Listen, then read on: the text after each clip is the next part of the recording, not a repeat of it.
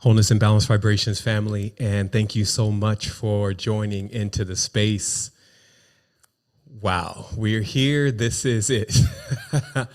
It's December 17th, and wow, somehow the transmissions continue to come through. It's now been 12 years in this space and delivering these potent messages in this time.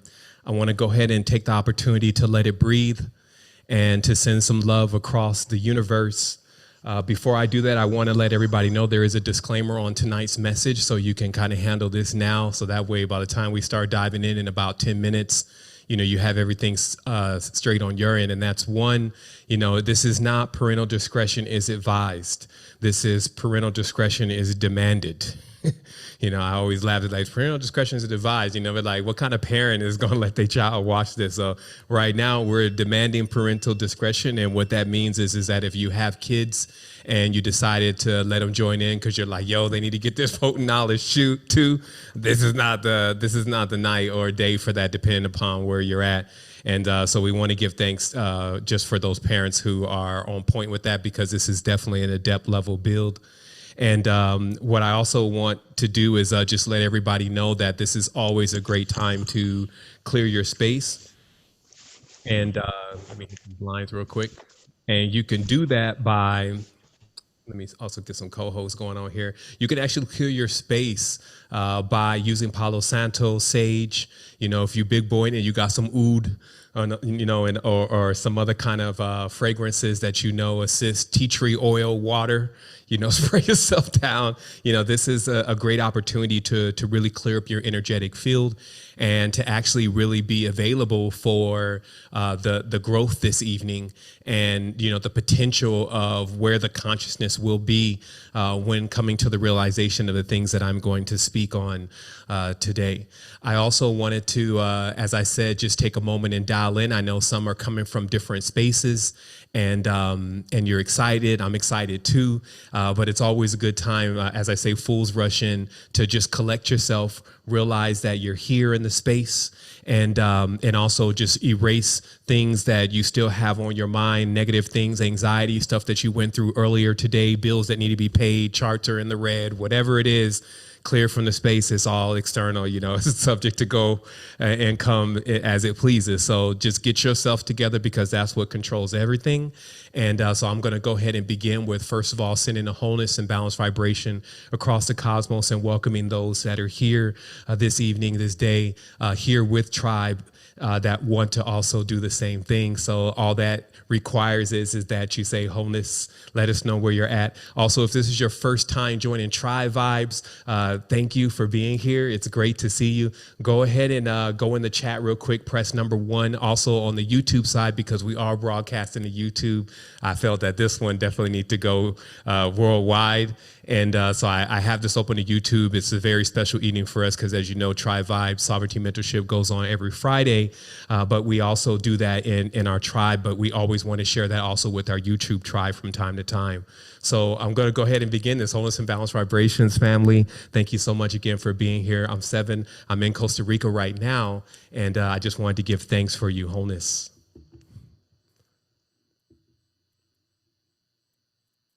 Oh, let me set those lies. All right, here we go. Wholeness, thank you. There we are. Wholeness, my brother Seven. This is Sean in Los Angeles. Excited for tonight. Wholeness family. Wholeness, Sean. This is Bree from LA. Wholeness. Wholeness, everyone. Philippe from Quebec. Yeah, wholeness. This is Michael from Hamilton, Ontario, Canada. Wholeness. Wholeness, Michael. Go ahead. Wholeness, Michael. This is Nala from Florida. Yes. Wholeness, Nala. This is Jeremy from Stone Mountain. Wholeness family.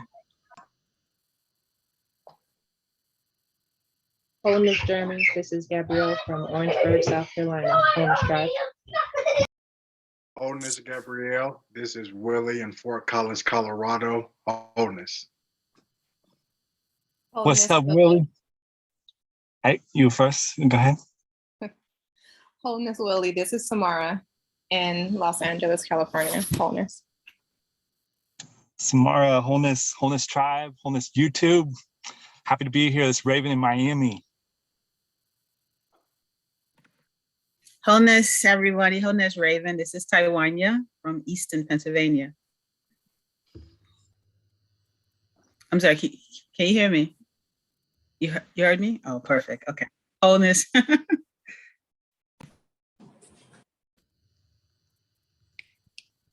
Wholeness Taiwania. This is Reem from Canberra, Australia. Wholeness Tribe, Wholeness YouTube. Much love. Giving thanks. Wholeness Reem. This is Roxanne in San Luis Obispo, California. Wholeness. Wholeness, beautiful Roxanne. This is Nora in North Central Texas. Wholeness, Nora. This is Cassandra Ajay in Aurora, Colorado. Wholeness Tribe. Wholeness, Cassandra. This is Lawrence in Houston, Texas. So. Wholeness. Wholeness, Lawrence. Wholeness, Ajay. Wholeness Tribe. This is Destin in Port Jervis, New York. Let's get it in. Wholeness Destin. This is Tanya Barker calling from the UK. Wholeness family, Wholeness YouTube family. Much love. Wholeness Tanya. This is Chrissy from East LA. Wholeness Chrissy. It's Janelle from Toronto, Canada. Wholeness. Wholeness Tanya. This is Chrissy from East LA. Wholeness Chrissy. It's Janelle. Okay. Now y'all don't want to go. Wholeness Tribe. This is Steve from Guelph, Ontario. Hi, Steve. Wholeness Tribe. I'm excited about tonight. This is Kawanda in Nashville. Wholeness Kawanda. This is Sabrina from Edmonton, Canada.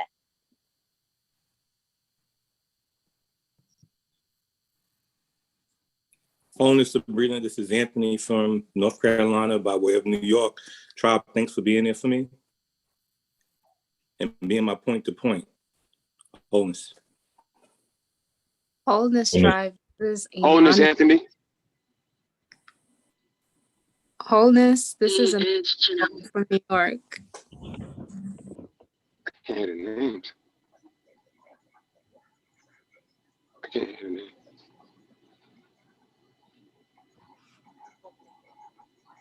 Go ahead, brother Jonte. I hear you.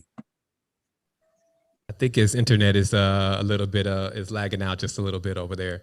Also, family, it's always good to take a breath. You know, I'm sure everybody is going to get it in. You know, we always have about 10 minutes before we jump in, and yeah, let's just breathe into this, and because there's a very powerful message coming through, and I want to make sure that we're all dialed in. So take your breaths. Wholeness. Wholeness family. Wholeness. It's Michelle from Sarasota, Florida. Wholeness, Michelle. This is John Tate. I think it's a little delay. But Wholeness Tribe. I'm out here. We here. Wholeness Jonte. This is Tori in Oklahoma. Wholeness fam. Wholeness Tori. Wholeness Tori. This is Clinton in London. Did they get that? Yeah. Wholeness Clinton, we got you. This is Dominic in New York with Claudia, excited to be here too. Wholeness. Wholeness. Following up from Dominic, we had a great chat today. Wholeness family, Shane coming to you guys from the Azores in Portugal. Wholeness. Hi, Shane from Portugal. This is Jody from Australia. Wholeness Tribe. Was that with Journey? Wholeness familia. This is Billy in Mexico. Buenas noches.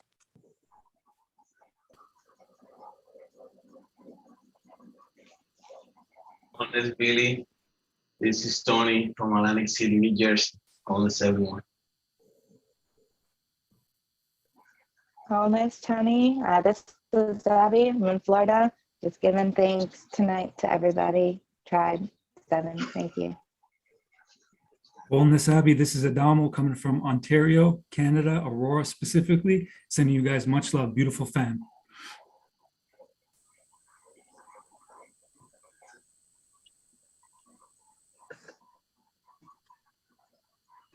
Wholeness Adamo, this is Anne in San Diego.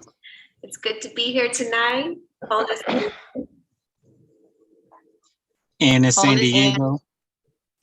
Sorry. What's up, Ann in San Diego? It's Supreme coming out of Philly and New Jersey. So I want to send a wholeness and balanced vibration, and good to see the tribe once again. Wholeness. Wholeness Supreme, this is Sequenda, the Venusian nomad in Oklahoma. Wholeness. Wholeness, Kaklinda. This is Jessica from Southern Houston, Texas. Awesome to be with you guys. Sending so much love to all of you. Wholeness, Jessica, about an hour north of Houston in Bryan, Texas. This is Sammy, my wife, Hi, Julie. And my name is Devin. Hi, great to be here with everybody. Got some tribe in the heart, and yeah, we're ready.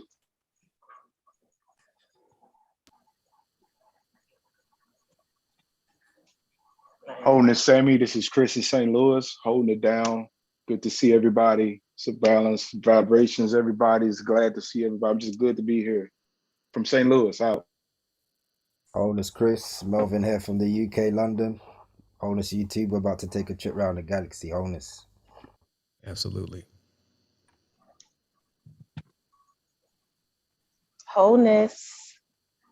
Hi, my name's Sagol from Pittsburgh, Pennsylvania, and I just want to say wholeness to everybody. Wholeness got the camera on today. Okay.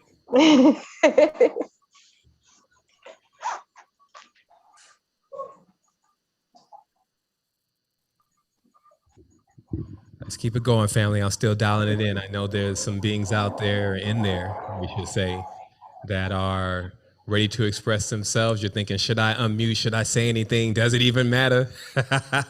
And I will tell you it does. Every time we broadcast into this space, it's a unique time for all of us to, check in with ourselves in this unison and to actually be present in this space and time to not only do something amazing, but be amazing and know your amazingness. So I want to make sure that, you get your connection in.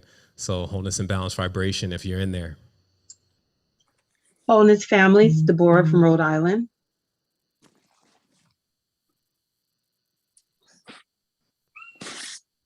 Wholeness tribe, this is Slim from Nashville, Tennessee. Hey. Hey Slim, Wholeness Yvonne, Wholeness family. This is Fifi from Farmersville, Texas. Wholeness. Wholeness Fifi, this is Michael from South Florida. Wholeness Michael, this is Mohammed from Toronto, Ontario.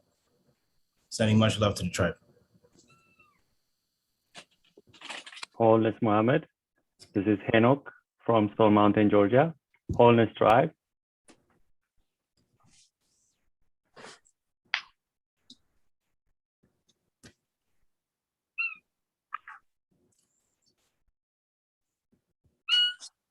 Wholeness Henok, this is Heidi from Miami.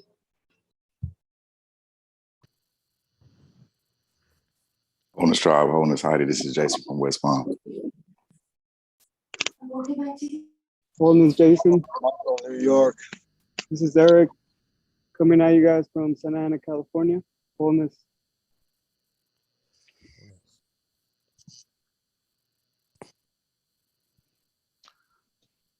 Wholeness, Eric, Wholeness Tribe. This is Shucks out in Tokyo, Japan. Had to put the baby away. I mean, she's right here, but I had to throw the headphones in so she can't hear tonight's build per Seven's suggestion. Wholeness Tribe, happy to be here. Thanks. Wholeness Shucks. Jalen Hill from Southern California checking in. All right. Now we ready now. The Wholeness Challenge. This is sorry. Yes, we are. Let's go.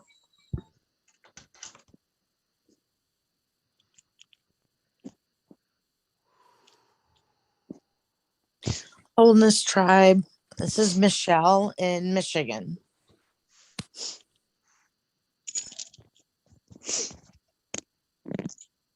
Wholeness family, it's Courtney in New York. My mom says wholeness. She's in the back.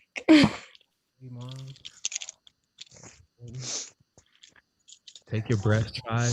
Let's get ready for our connection together. The most important thing we have is each other. Your breaths. We're still sending wholeness around the space. Fools rush in. If you're there, we'd love to hear from you. Wholeness Savan tribe. I'm Blake from Texas. Trying to get up in here. Wholeness, Blake.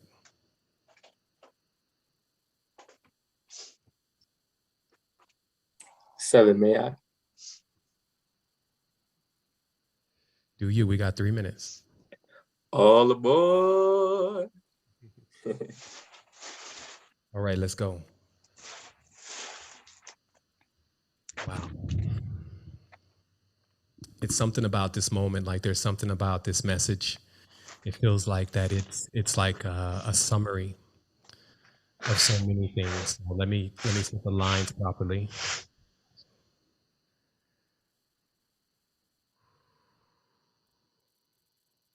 Okay. Wow. It's like I was thinking about this moment.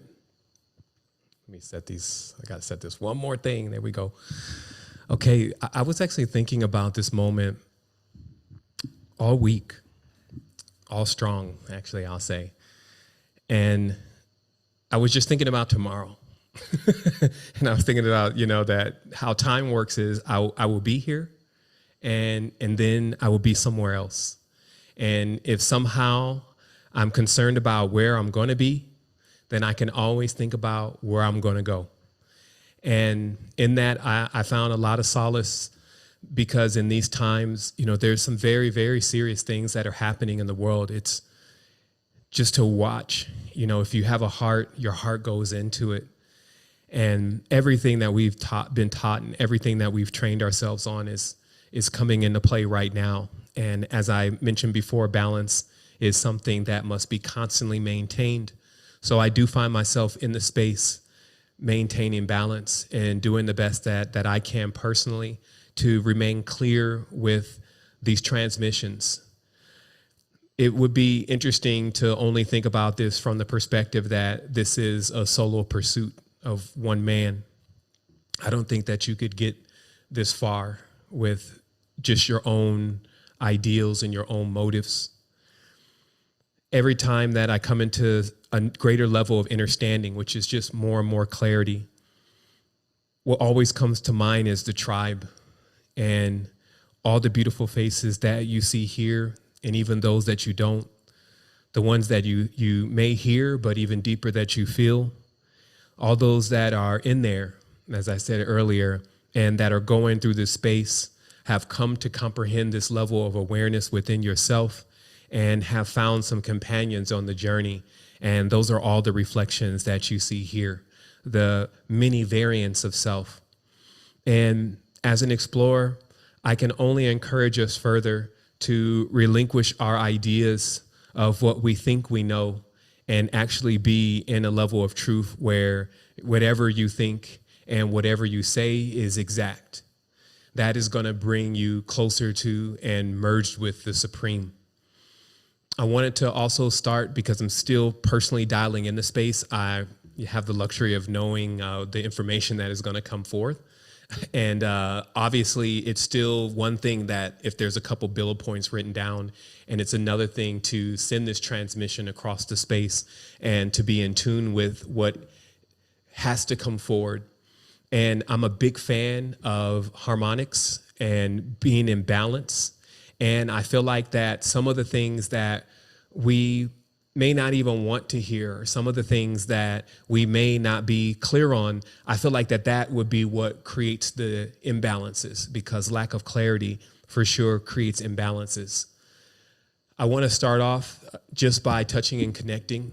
It's an opportunity that we take to stand in ourselves and to acknowledge this point of unison, where the thing that is most common within all of us is that we've come to realize that all is self, and we've come to realize that the closer we all are together as a family and as a tribe, the greater that we will endure, and we will enjoy this reality and the realities to come.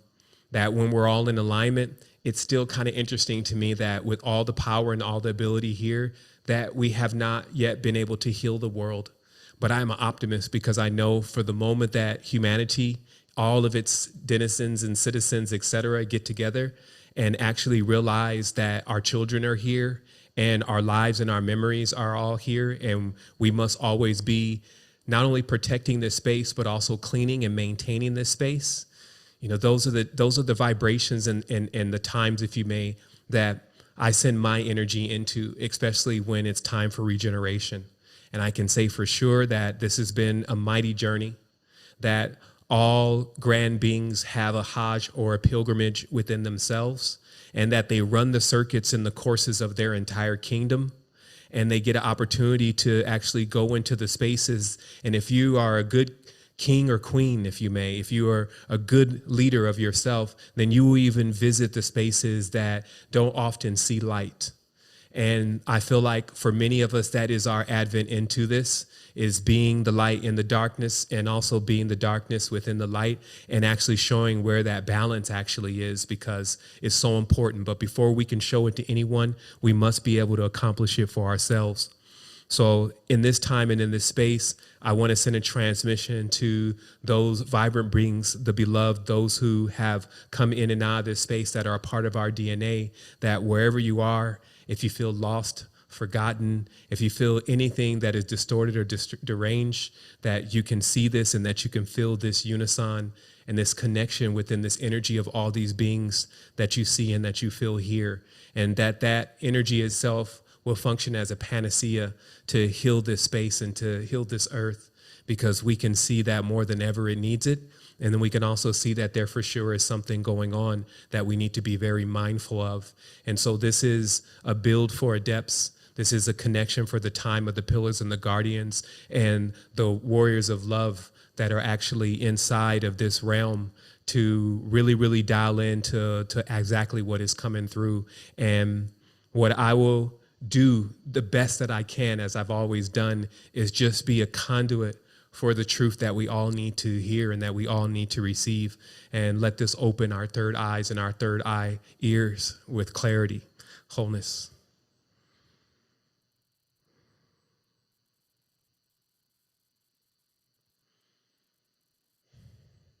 All right, let's go now. But serious, let's go, because, you know, this is obviously heavy duty, tough work. Like, I seem to not get called in on the missions at times that are super lax and super laid back. You know, this is not the time, so look alive, I will say. Again, I gave a parental discretion, so if you're just diving in and, you know, you got the kids in tow with you, as I mentioned, that this is an adept build today, and so I would appreciate if you would move the kids out of this frequency and actually allow yourself to be in the space and to absorb the adept knowledge, so that you'll know exactly how to really raise these children and what to really look in for. And I will also... yeah, okay, so I'll say that, and I'll just give a moment. That's what it is. Also, the pillars. I ask that the pillars stay on deck, especially for those administrators that are in the YouTube side of things. This is obviously because with energy, and when you're talking about grand things and you're revealing what was not known, there has a tendency it has sometimes to attract trolls, because trolls are like shiny things. So just stay on point so that the rest of those that are actually on the journey don't get distracted by going into the chat box and, you know, going in on that. So I will say first and foremost that when I came into this last 12 years, when I came into this, I didn't come into this for fame or riches. I didn't come into this to be known. I didn't come into this for likes and subscribes. In fact, everything in my life of that nature had already come to a close. And I saw very clearly why it was important for me to go within, and why it was important for me to release myself of all of the possessions that I had that were somehow driving my consciousness into a vortex. And once I did that, I was able to go away for a while and actually be with myself and find out what myself really was. And when I started this journey to give this knowledge and this wisdom as best as possible to everyone, I started it with still my own personal intention. And that was to know how this works, to know how is this space designed that I live in, and what came here before me. What do I need to know in order to make all of this make sense to me? Because I felt personally that I was in some kind of chasm. I've always been the breadwinner around myself and around others, the one who's always making things happen. So at times I would feel like that I didn't have anything to depend on. And the idea that had been sold to me of God made no absolute sense, because I couldn't imagine why a being that has so much power wouldn't intercede on certain things. I do understand that there's lessons that we need to learn.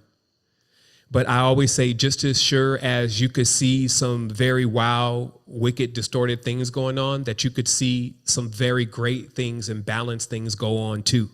That the distortion does not have a pass in just teaching us a lesson. And in fact, I encourage all of those Time Lords, way showers, interceders, etc., to realize that there is no limitations and that we should always be forthcoming and creating paths that do as least damage as possible. I want to speak to that directly because I believe that there are certain traditions that have been embedded in our world that teach suffering as a way to enlightenment. I feel like that even some of the Catholic religions and even some of the Eastern traditions, like those about samsara, teach about how the suffering brings a great level of lesson and wisdom. But I also realize that there's many that did not make it forward from that lesson, that they remain distorted and warped and scarred from the lessons that they did not pass. And so in really realizing the compassion and the love and the power of these things and what they can do, I will always search for a path that allows us to actually come into the awareness and the lesson of who we truly are through the greatest level of harmonics for the being. That way, we don't get what I now have come to learn as warped.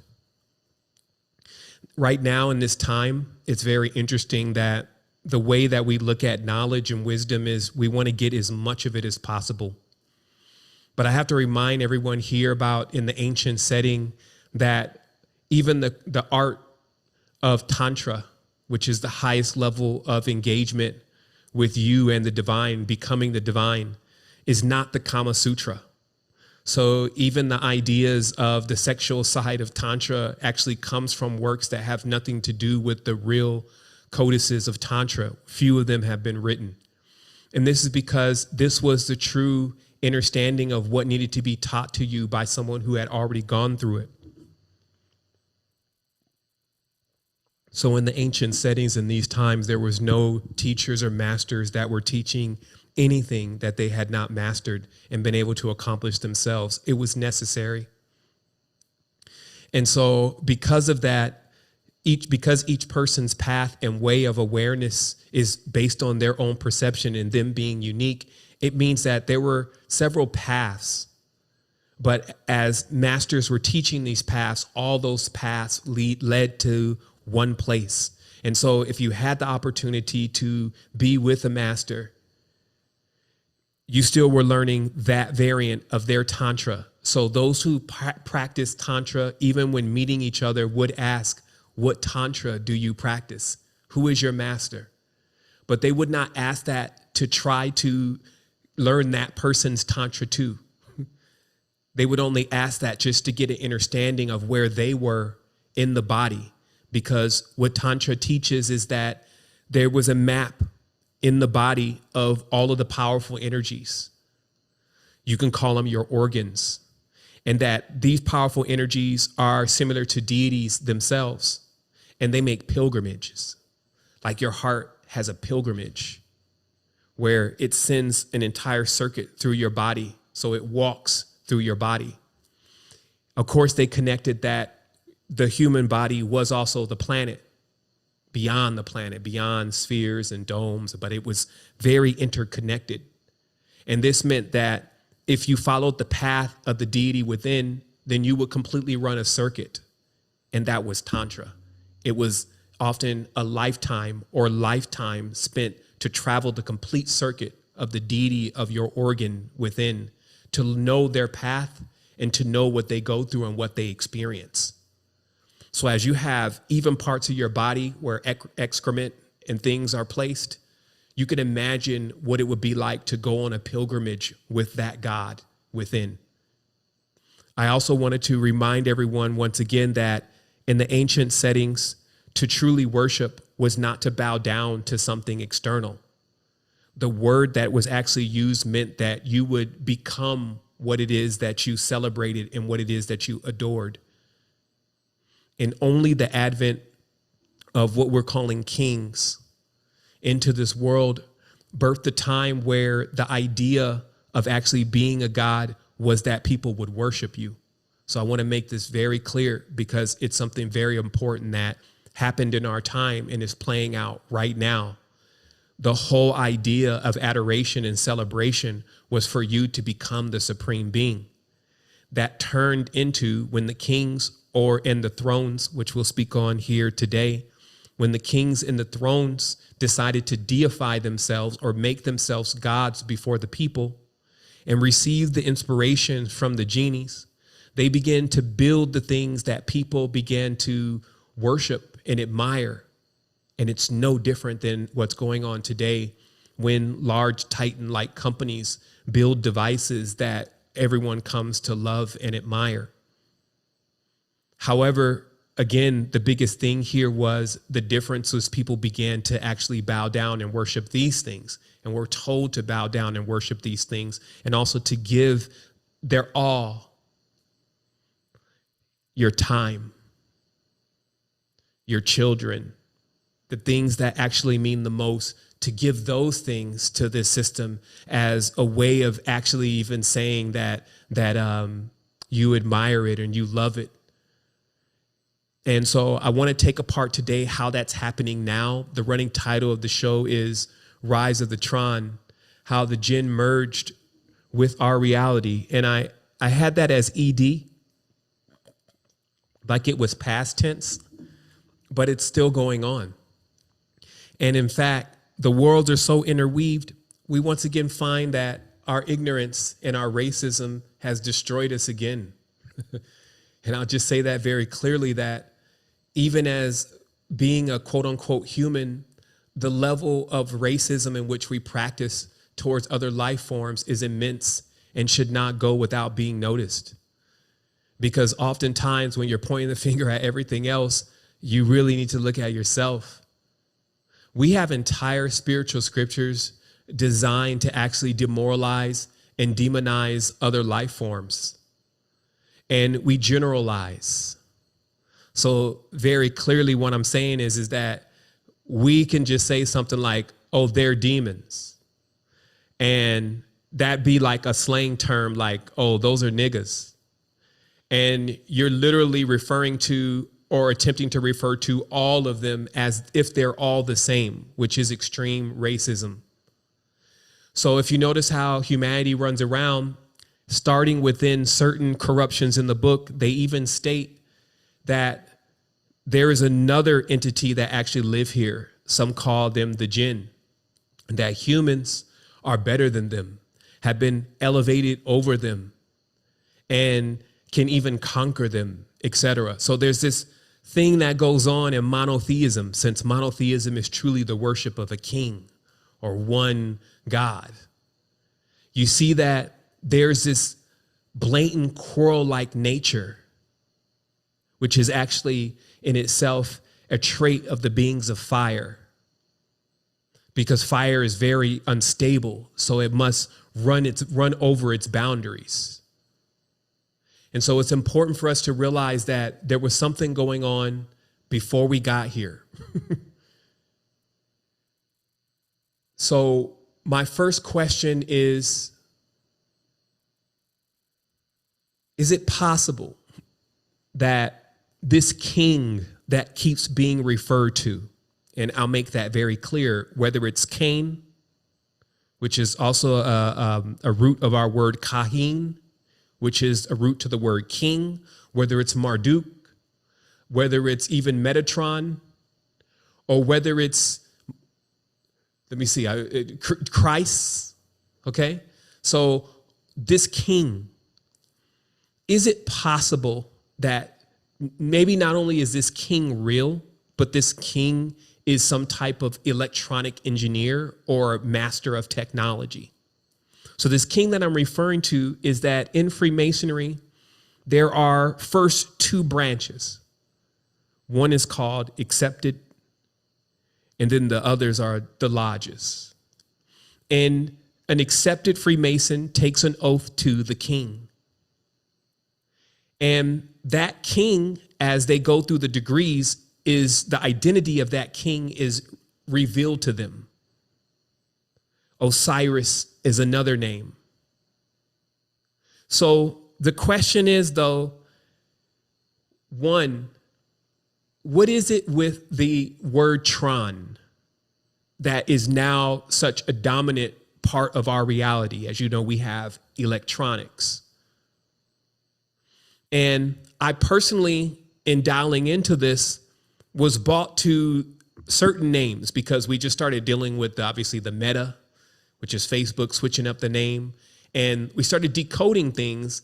And I said, it's interesting because out of all the words that have meta on it that are published that we know about, the one that evokes actually the most energy from a spiritual level is Metatron.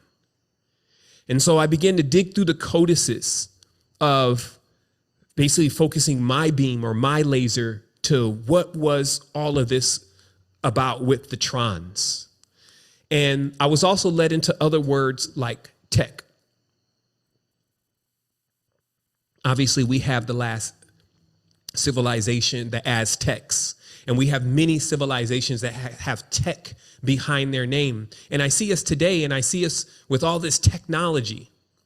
And I've always been a person who has learned to look at the world through the lens of the code itself. Like on the movie The Matrix, there's only watching code and seeing what's going on in the code.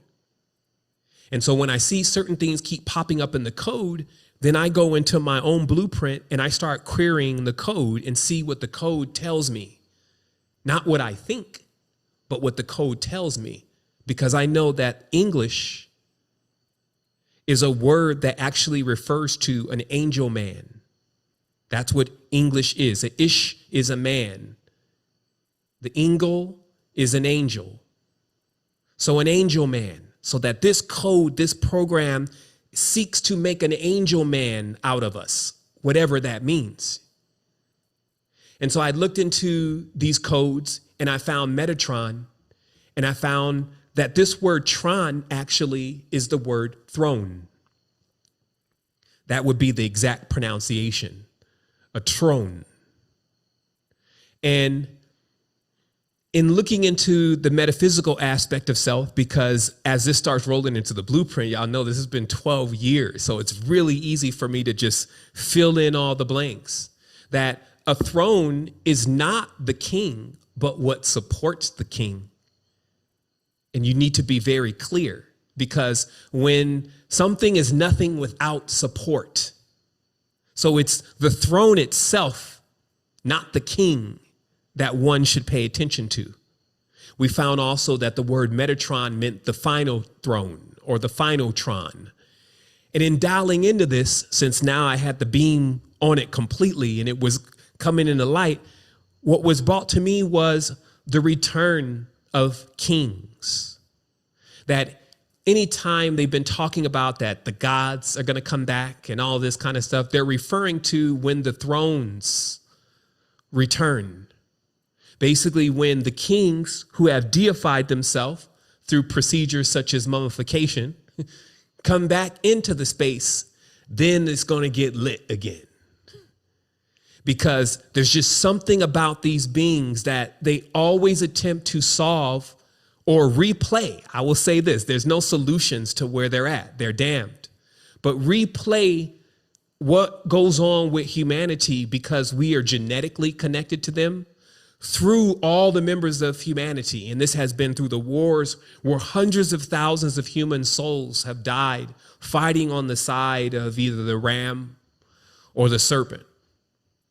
And having no clue edgewise, though, how they're locked within an infinite war. So I want to clarify some things for you so you can make sure that you're not in that vibration or you're not in that frequency, because that's all there really is vibration and frequency. So first, I have to introduce you to the covenant. As it says, you will know that when you see a rainbow in the sky,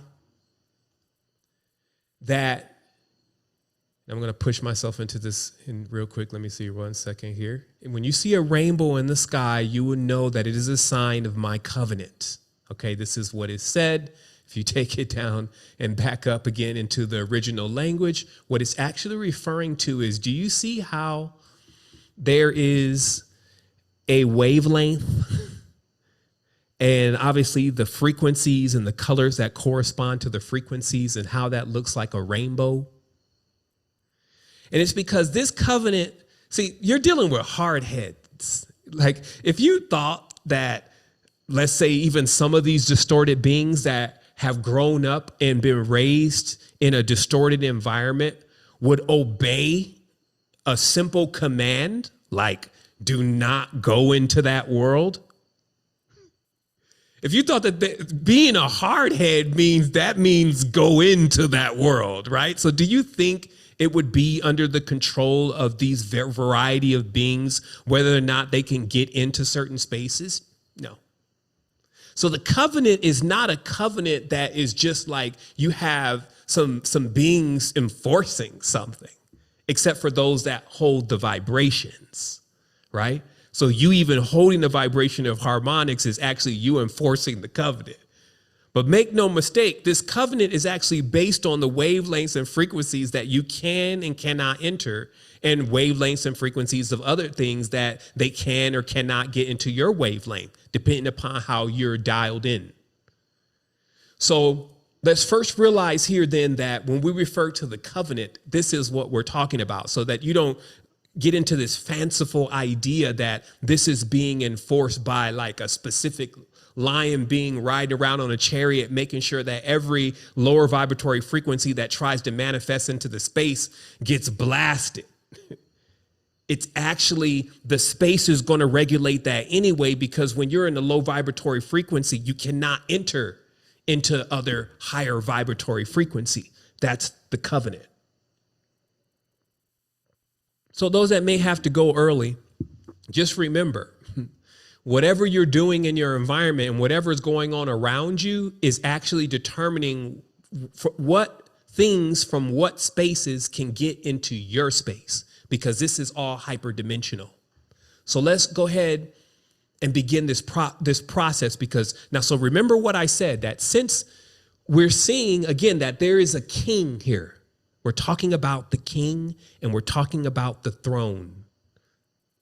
And we're saying that I believe personally that there is an old king.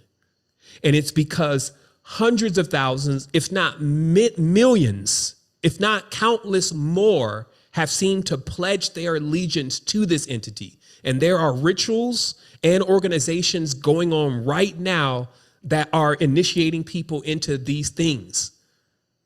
And it all, as it says in the top of the pyramid, is all leading to one being. And that being, they say, is that old king. Okay. So from here, then, let's just then realize that if the lifespan of other beings, which we'll talk about here in a moment, is oftentimes thousands of years, in this case, we'll refer directly to the Jinn, since there's a lot of research on the Jinn in other languages, especially Arabic. But as it's referring to them very clearly, it actually shows that specifically that these entities actually live approximately 2,000 to 8,000 years. Actually, they say none has crossed over 7,000 years, excuse me. So somewhere in there. And if you can imagine what the world that you've looked at has been able to accomplish with technology in just 100 years, Imagine for one moment if it's 1,000 years.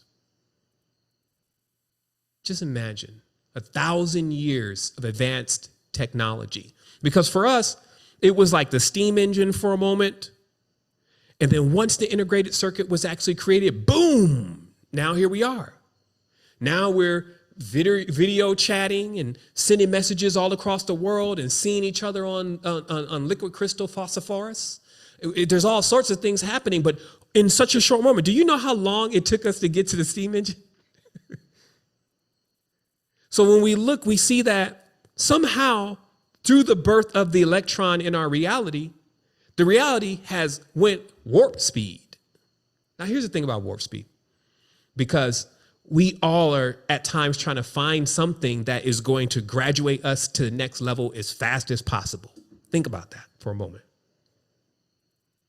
Let me even get some water here in a moment. What do you think about that? About how many systems are out here that are basically trying to just get a person to the conclusion of the whole matter right away? Whether it's DMT, ayahuasca journeys, books, the occultism, Golden Dawn, and the rituals. And you see what I mean? Like, just dial into that for one moment about how everything is just pretty much designed so that we seem to go where we want to be fast. And we know everything about who we are fast. Let me get some water.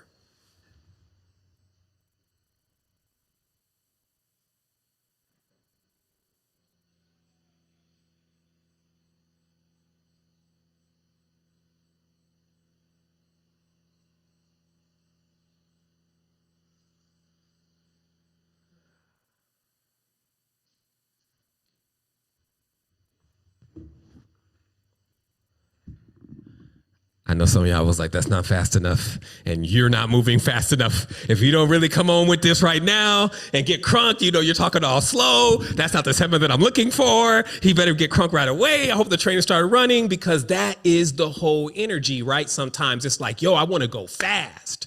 I'm trying to get into this expansive knowledge and this wisdom and blah, blah, and I'm trying to see the other planets and the universe and the blah, blah. But see, what happens though is if you move too fast, as it's told to you and directly given to you in the words, which would be to go fast is to warp. You are trying to go warp speed. Now, do you know for a perfect 360-degree disc, if you warp, what would happen to that disc? Like our whole being and vehicle and field is like a disc. And if it goes too fast and it warps, what happens to something that is warped, right? It comes out of balance, right? And you've seen it. I don't have to make this stuff up. You've seen folks that have gone so fast, it's like it was too fast for them. And now it's like they get it, but something's still off. It's like, wow, what happened? And this is because as we speed up and we keep going faster, there's certain things that do take lifetimes to dial into. There's certain things that, as I said, fools rush in. You could get blinded by the light. There's the natural progression to your growth. But if something's like, just grow now, just get to the top now. I'm gonna take one more minute. I got a couple things going on in the studio. Just dial in, right? Because we ain't gonna go fast.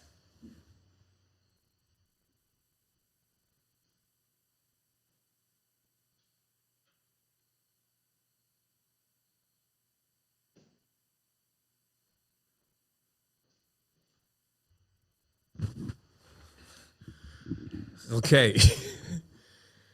So this message is inspired by, as I mentioned earlier, that about us making sure that we stay on point with sending a vibration to make sure that we begin to create paths where all these spiritual souls that aspire to be great don't get warped because they're moving too fast. Because that's what the reality really has going on right now. And that has been to our detriment. Because when we don't take the time and we don't take the opportunity to actually really understand this knowledge and this wisdom, we come to conclusions really fast and we make assumptions, right?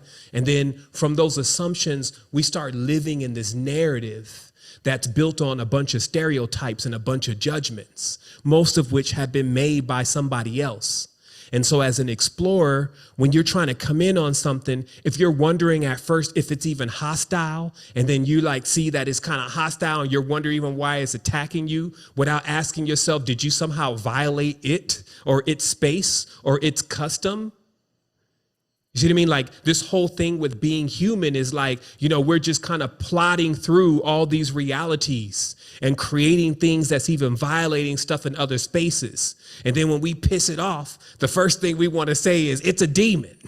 And then we want to go and exercise it and get rid of it. But what I'm trying to explain to you is that even when they're saying that this being was created from smokeless fire, what they were actually saying in those texts is that these beings are created from electricity, because in that context, that word for smokeless fire is actually our word for electricity.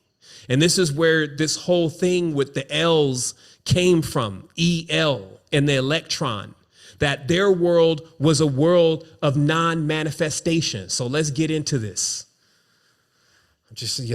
I'm dialing in, like I'm still onboarding myself personally. I'm like, yo, let me wipe myself down. Let me get a drink. Let me drink some water before I not go nuclear on this joint. Like, I'm not trying to warp speed through this. This is like, if you get a couple sentences from the bill today, it'll be all you need. So as I said before, that whole racist attitude is very clumsy, because you just kind of dive into other ideas about things based on what somebody else said. It's like, oh yeah, now they told you the Jinn, you know, they're this, they're that, and humans are better than them, and blah, blah, blah, blah.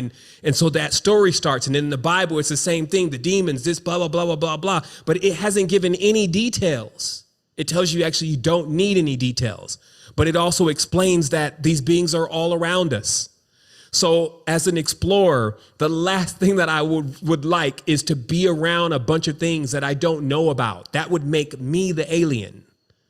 Also, it would make them the alien if I didn't know about them, because if they somehow were intertwined with my reality, the things that they would do, I wouldn't understand because it wasn't a part of my custom. So this is knowledge, awareness, and wisdom from on high about what is going on in this reality and the realities that are layered within this, because these realities that we're living in are built like Photoshop. There's an actual animator to these realities that builds multiple realities within layers. You know how they tell you, don't waste time, don't waste energy. Do you think the creators are wasting time and wasting energy and wasting space? Right? They're very creative at making you feel like, wow, that's just open space and there's just nothing there. And it's because you're in a vibratory frequency or a wavelength, and that's what it appears like to you. And especially the things that are in the far infrared, as we saw that part of the rainbow, you definitely cannot see with your naked eyes, literally. But those worlds exist. And they build in those worlds just like we build in this one, except they use the elements that are there. So how this works out in the language is that, as it states, when the humans arrived, which is a very complex endeavor and story about multiple beings and taking seeds from other planets, and something that I've gotten into in the past, so check it out there, but definitely not something I'm going to be getting into tonight. Let's just say we here now. But before we got here, what we were getting into was basically an electromagnetic field, i.e., a dream world or an astral plane. And that's all this was at first. It was just like a dream world, an astral plane, and the beings that lived there were made of smokeless fire, which would be like an electricity for us. Some would say even more of like a chi, but it is non-physical. As we know physicality, our physicality is as human beings, this is our physicality. I'm sure in their space, they have a physicality, but I'm sure if you put your hand in from this space into that space, you wouldn't even feel it. Your hand would go right through it. So this design that I'm talking about this ultra technological framework, is still what I'm saying is obviously the product of a being that has been thousands and thousands and thousands of years of dealing with technologies as we know it, which is something rather ancient. So in this span, what we have to dial into is that we have to realize that at this point, if the world itself is only an electromagnetic space, and there's nothing that we call physical. We have to dial into exactly what are the ancestors saying about the time that we came into the physical. And this is actually synchronized into what I call one manifestation. One manifestation. Because the word manifestation itself is actually a hint and a clue of telling you that nothing comes into manifestation without the use of man. And man, as you notice, that woman's name has man in it too.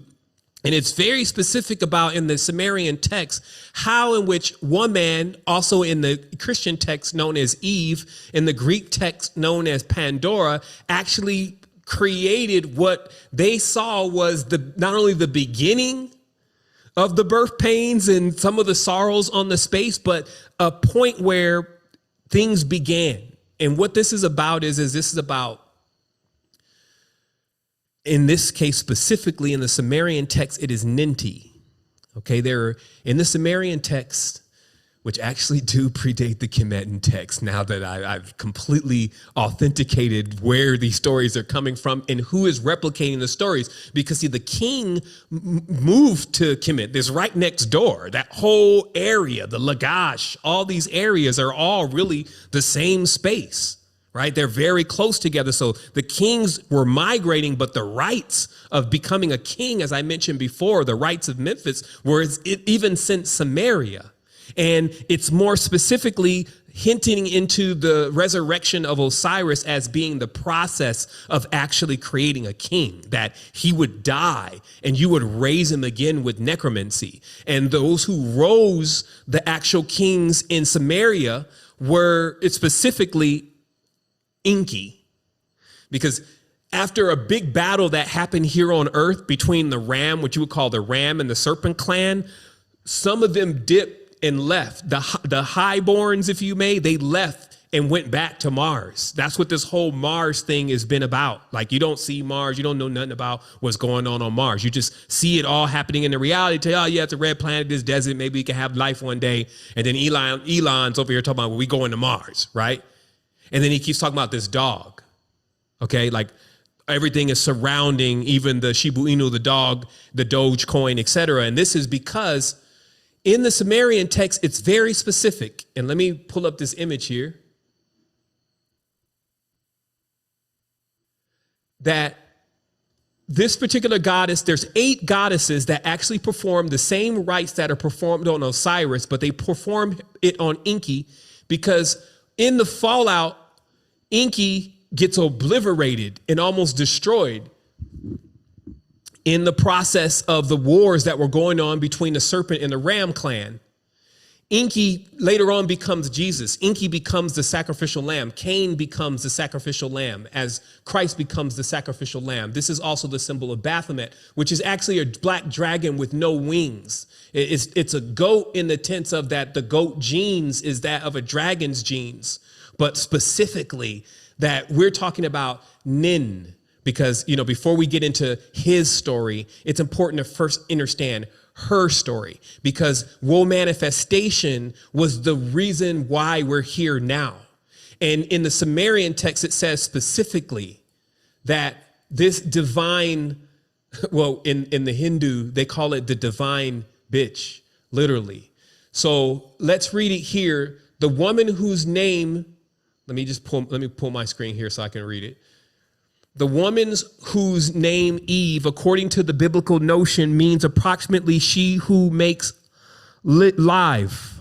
The reason becomes quite clear if we assume a Sumerian literary background, such as that's represented by our Delum poem, to underlay the biblical paradise tale. For in our Sumerian poem, one of Enki's sick organs, because as I said, Enki took so much damage in the war that all of his organs were dead, that Enki was dead. Cain was dead after this war. And these women brought him back alive.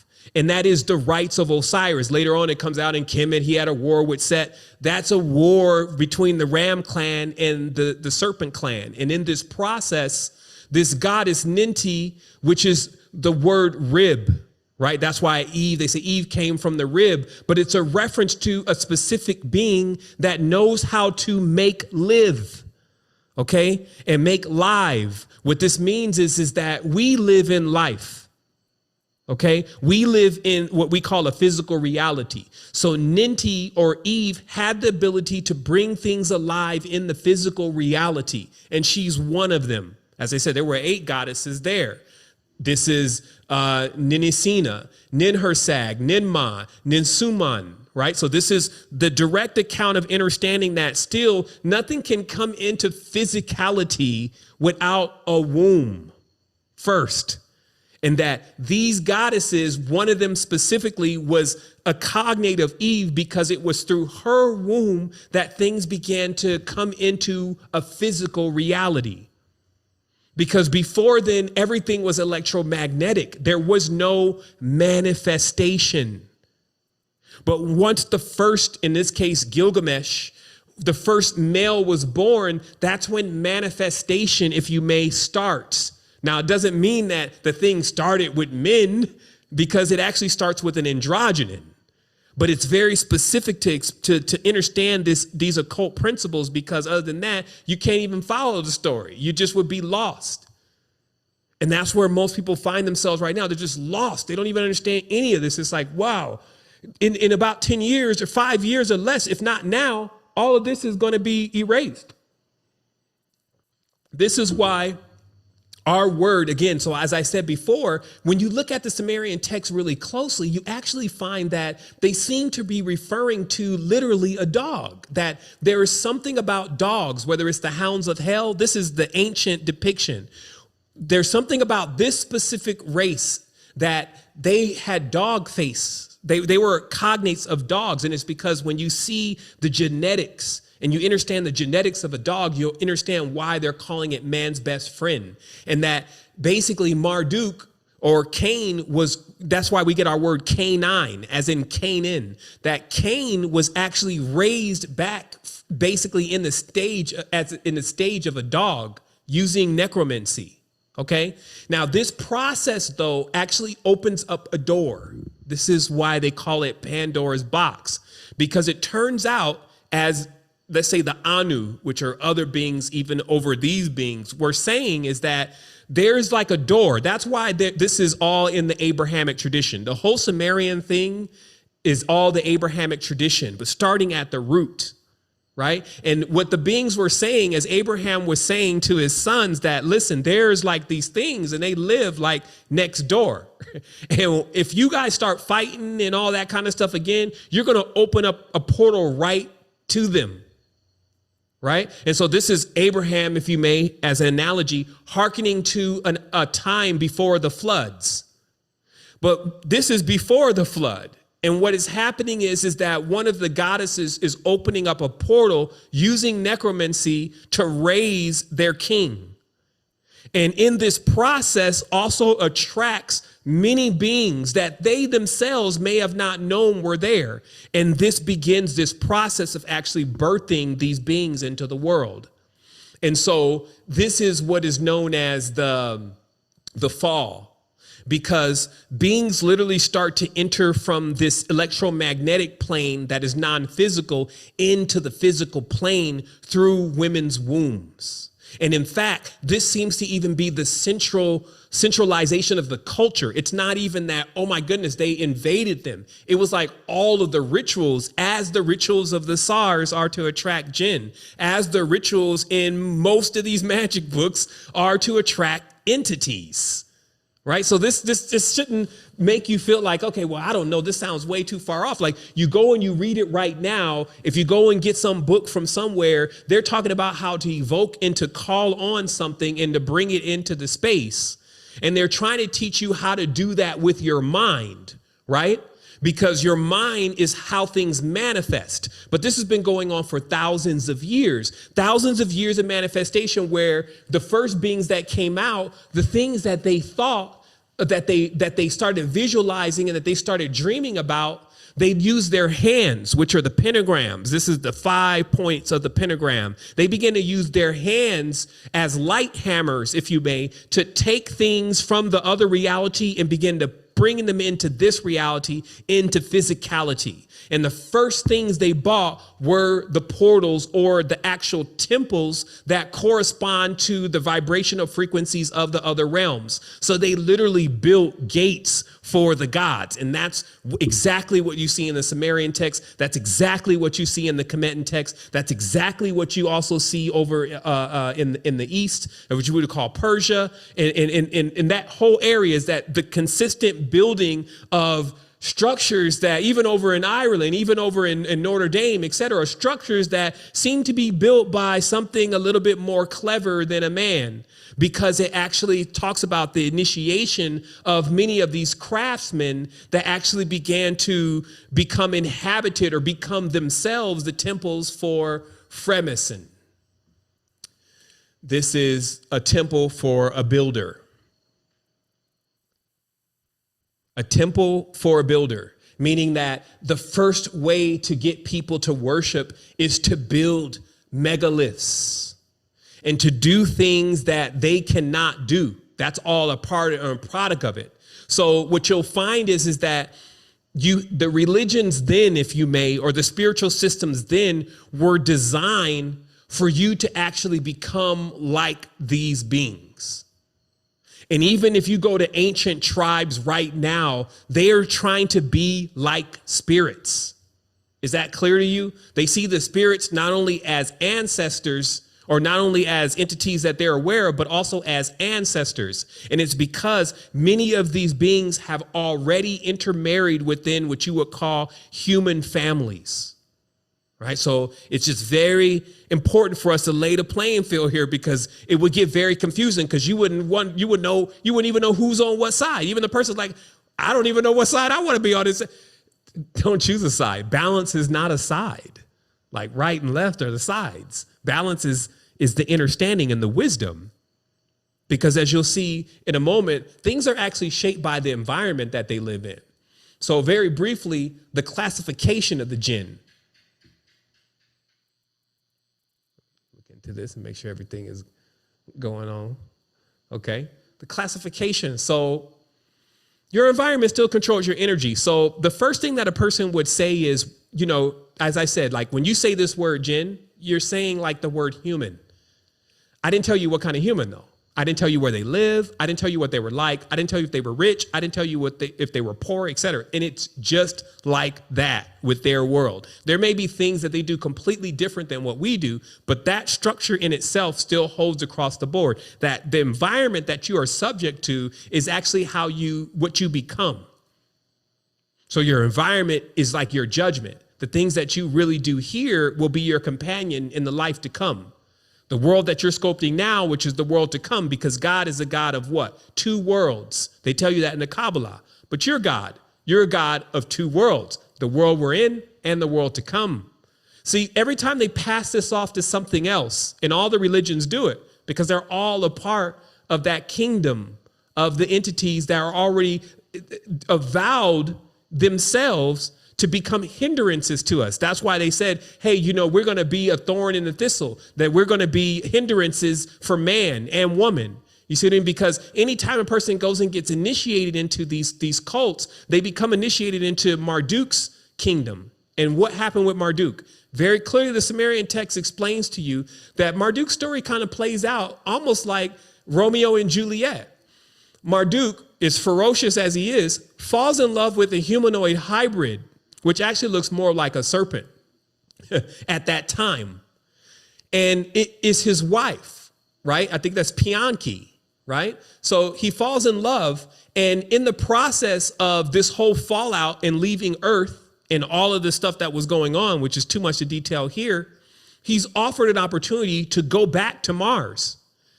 But he cannot bring his wife, because the space that they're calling Mars is a frequency. And it's known that humans cannot go in that frequency, but only a moment. That humans can go there in their astral body, but they have to wake up into this world at a certain point. It's like the mystery of what air is, that when you go out, you can't breathe. When you go too deep, you can't breathe. So you're kind of confined into this space because of air. And anywhere you go, you need an air supply. And then the moment that you run out of air, you better get back to where you were before. So it was known in the ancient text that Marduk's wife was not allowed to actually return home. And Marduk decided to stay here. And also because his wife was not accepted amongst the Anu or the Anunnaki, he launched his own personal war against the Anunnaki. And all the chaos that you're seeing in the world today is actually generally King Marduk or Ram warring with the serpents, which are the Nagus, who were practicing and knowing the same rites. That's why in Freemasonry, you got all these different lodges. You have some aligned with the king, and then you have what? Those that are not aligned with the king. So what does that mean? That means that they know the deification ritual and how to raise the God within themselves. At least that's what they're supposed to know.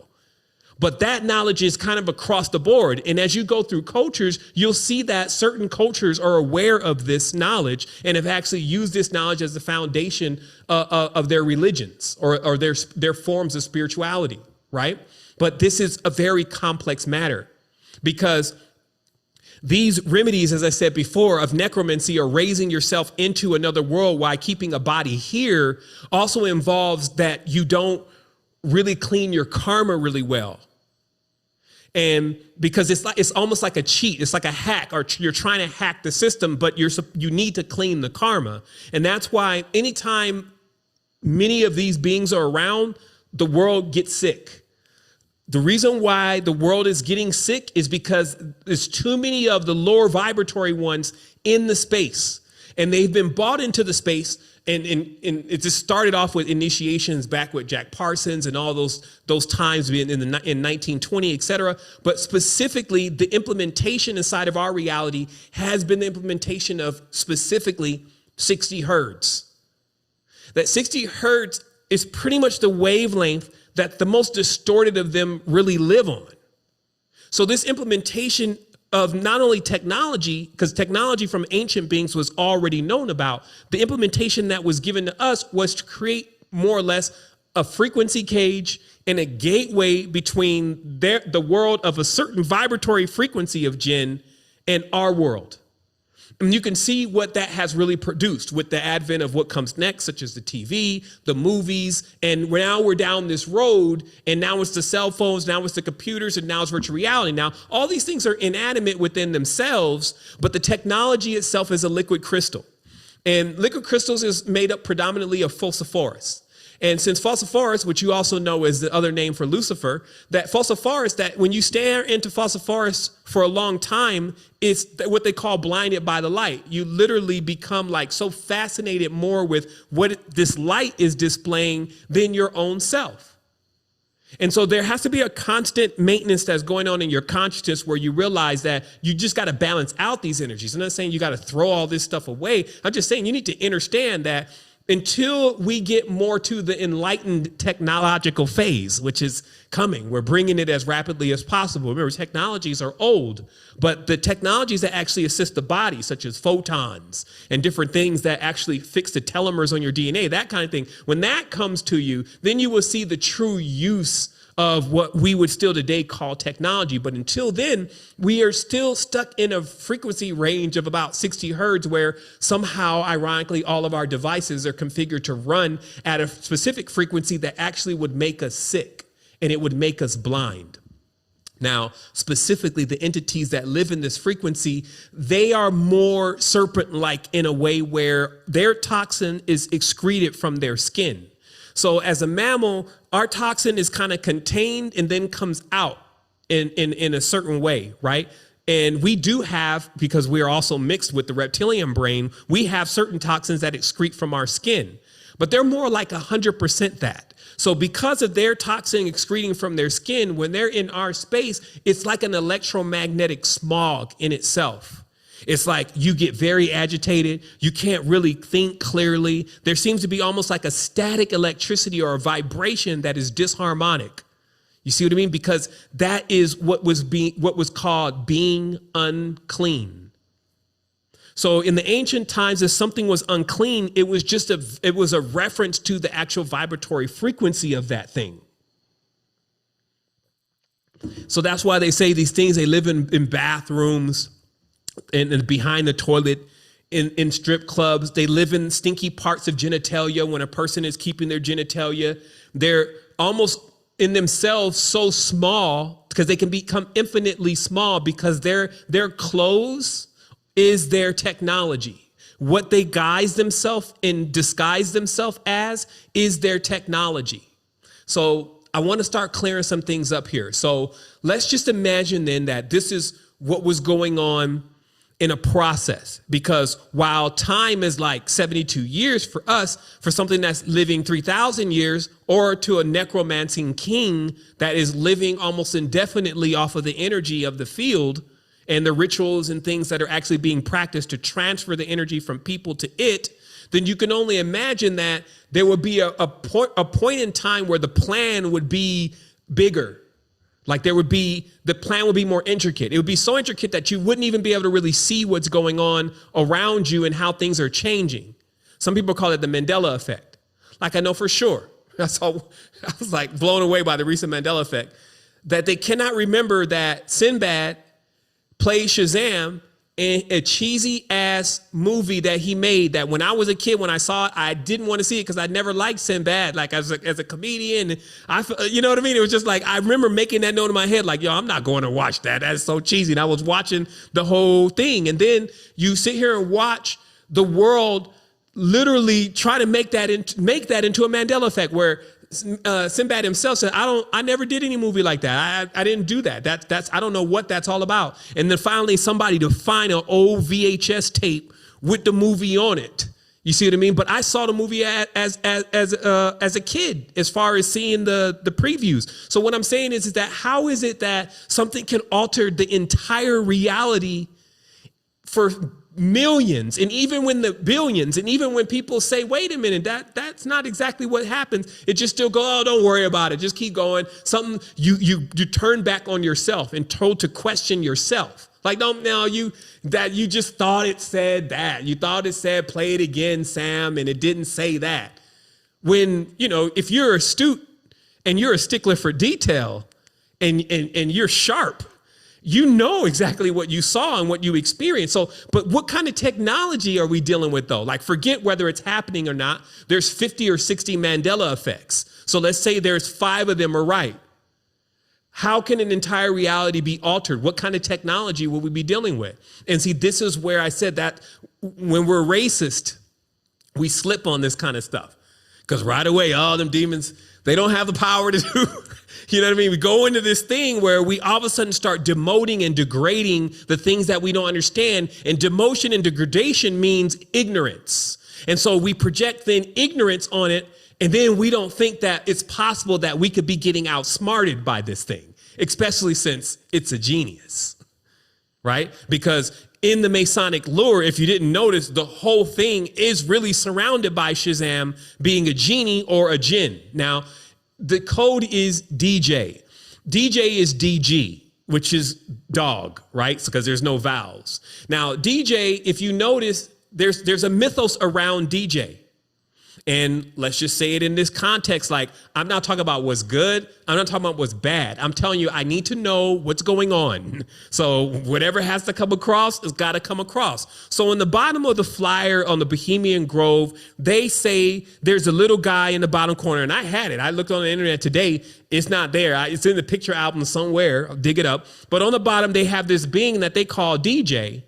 And they say that DJ is basically the local spirit of Bohemian Grove. And he's like the one that is basically causes the most spiritual activity at the Bohemian Grove, right? So that's one account of DJ. We also know that the Djall, which is actually the Arabic word for the Jinn, or actually the leader of the Jinn, is basically DJ. We also can come into English and we start seeing that we got a word for DJ, but it kind of means that we about to get crunk. Hey, Mr. DJ, play that sound, right? And this would have had told you already, because there's no way that none of this can go on without you actually knowing about it, because it cannot manifest. It cannot be in the field. Like, it's got to be told to you directly so that you can put it in the old processor so you can complete the point-to-point system of how the reality looks static in the first place. And so when they say the DJ, what is a DJ? What does that stand for? a disc jockey. Now, what would that really say to you? What is a disc jockey? It's a jockey is a person that rides something. So it's saying the person who's riding the disc. So are there any beings that we keep seeing popping in and out of reality, or they say are popping into reality because most people don't see them, and they're riding in discs? Right? And so you'll realize why there was 100% a connection between what people call UFOs and the Jinn, because they are the disc jockeys. They ride around in discs. Now, humans do too, though. So while you're pointing fingers, pointing back at yourself. The thing about human beings, because I'm not sure how far along we're on the upgrade, but the human being has a Sri Yantra, which is curved, not straight line, like field that is rotating around their body, projecting a disc. So humans have some type of correlation and relationship with these beings, because we know still through mathematics, though, everything comes from the same source. And this is why what you start finding throughout history is that you have even royal bloodlines, even in ancient tribes, making pacts and also making agreements and making marriages and covenants between humans and entities from other worlds, also known as Jinn. Now, conditions. Of course, there's rich Jinn. Of course, there's Jinn living in beautiful places like waterfalls or palaces in the sky. But just as there are for real Jinn that are living so deep in the earth, those zones, forbidden zones, are a direct result of what's called damnation, meaning that when you're warped and you're carrying out certain activities over and over and over and over again, because the virtual reality that you're creating next when you leave this world is based on the deeds in which and the manifestation and the memories that you've accumulated here, they've continuously been in like this, what you would call like a vicious cycle. You see what I mean? And this is what they teach to magical practitioners. They say, oh, this is the fastest way to get to know God. That's what the left-hand path is. It's trying to learn and know God through suffering and darkness and distorted things and wickedness, right? And they tell them this is the fastest way to know God, because see, the God they're talking about is DJ. You see what I mean? Because they're very specific. That's why we were talking about not just Dozer, which is another DJ, but we were also talking about the Jed. So let's think about how the ancestors were explaining this, because remember, to them, the Jinn weren't demonized. They knew the classifications of them. They knew the ones to stay away from. They knew the ones that they wanted around. They even said some of the Jinn were Muslims. You see what I mean? So there's a deep level of maturity that has to happen in these things. And I'll come to what I was going to say here in just a moment. Let's just keep going, because there is a little bit in the notes here.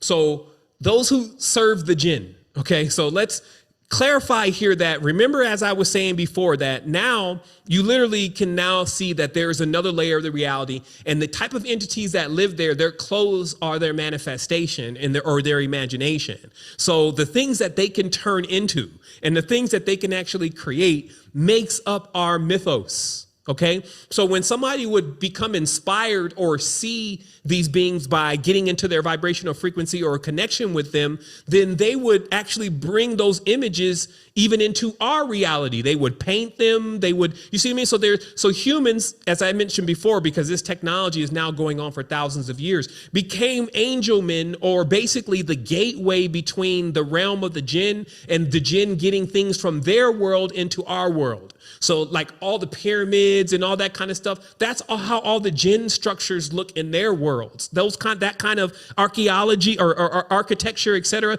That's how their worlds look. So they were bleeding their world and continue to bleed their world over into this world. And I can't even say over into our world. You see what I mean? Because this has been going on for so long. Again, the people who are actually even running the space are intermarried within these families. And that's why I was saying, so who serves the Jinn? Now, since it's an arraignment of them, and as I explained before, that you had people practicing in religions and traditions trying to be like them, what you really had is different guilds that were basically aligned with each other. And that's why I said it started even boiling down to a serpent clan and a ram clan after a while. But you had these priestcrafts and these actual cults of secrecy, and they were the ones that were actually serving in their own right a certain type of jinn. Okay, meaning that this it's not like a one size fits all. For sure, they have a king, but the highest among them would be like, you know how we have emperors, we have presidents. In fact, that kind of system is more restored in their reality. So what you have here on earth is you have different covens where they actually have a resident jinn or a resident being that they serve and worship. And some of them, not all of them, but some of them are like working for mob bosses. They're already unclean. They're already damned. They are being raised through necromancy. So it's all a lower vibratory thing. And this is what makes up your occult books. This is what's drawing people in. And what's happened is that there has been first a wedge and then a massive opening of this kind of thing coming into our reality, meaning that this kind of imagery and this kind of way of life. Because as I said before, a lot of folks be playing around with this evil looking stuff and thinking like the horror movies and things that this is something that they find as their friend or something. But when something really manifests into that reality, they're scared as hell because they thought it was a game, but it's not a game. In fact, the whole thing about this, well, there is a game-like nature to this. I don't want to uncamp my own words here, but what I'm saying specifically is that it could get very serious in here, that you can really get scarred up in this if you're playing around and you don't know how to play and you get taken advantage of, right? Because we're seeing it happen more and more where the whole joking and the comedy thing, that's again why they say smile now, cry later. They want to play with you so much and act like it's all a game. Oh, don't worry. What do you think a person, I don't know, twerking all day or rapping all day about negative things is really creating for the environment to come? What can they have? What do they deserve? We ain't talking about like any kind of staunch Christianity or anything like that. We're just saying in general, what can you reap if all your whole consciousness is just filled with that? You see what I mean? Like, what is the life to come for you? If you've been twerking all your life, would it be wrong if we animated you into a strip club next? After all, it's just, that's what you were doing. And is that where you want to be? You know, that's kind of some jokes, but I'm just saying, like, if you think there's an ancient Chinese parable and it says, be careful where you're going because you may find yourself there.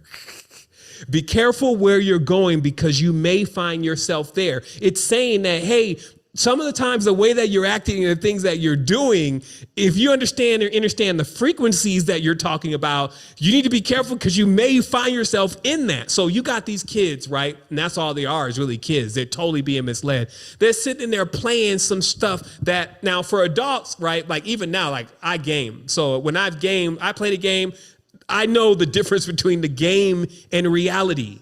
But right now, that for the youth, because the games that they're playing and how the technology is designed for them, the vibratory frequency that they've been calibrated into, they think the game is serious. And they begin to idolize the most distorted character in the game.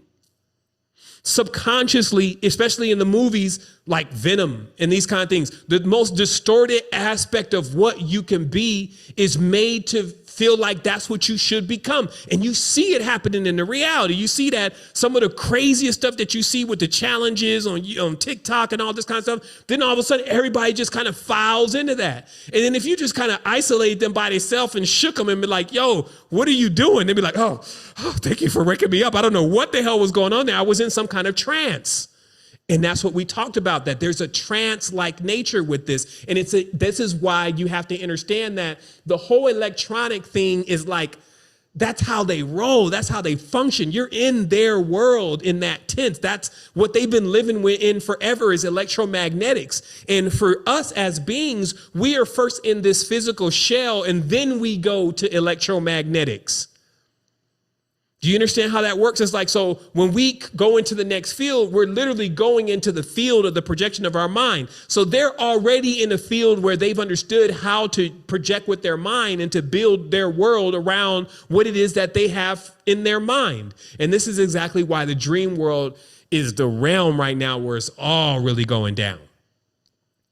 The dream world is, not having control over the dream world. Dream worlds are almost like initiations every single night. If you didn't notice, you're somewhere else.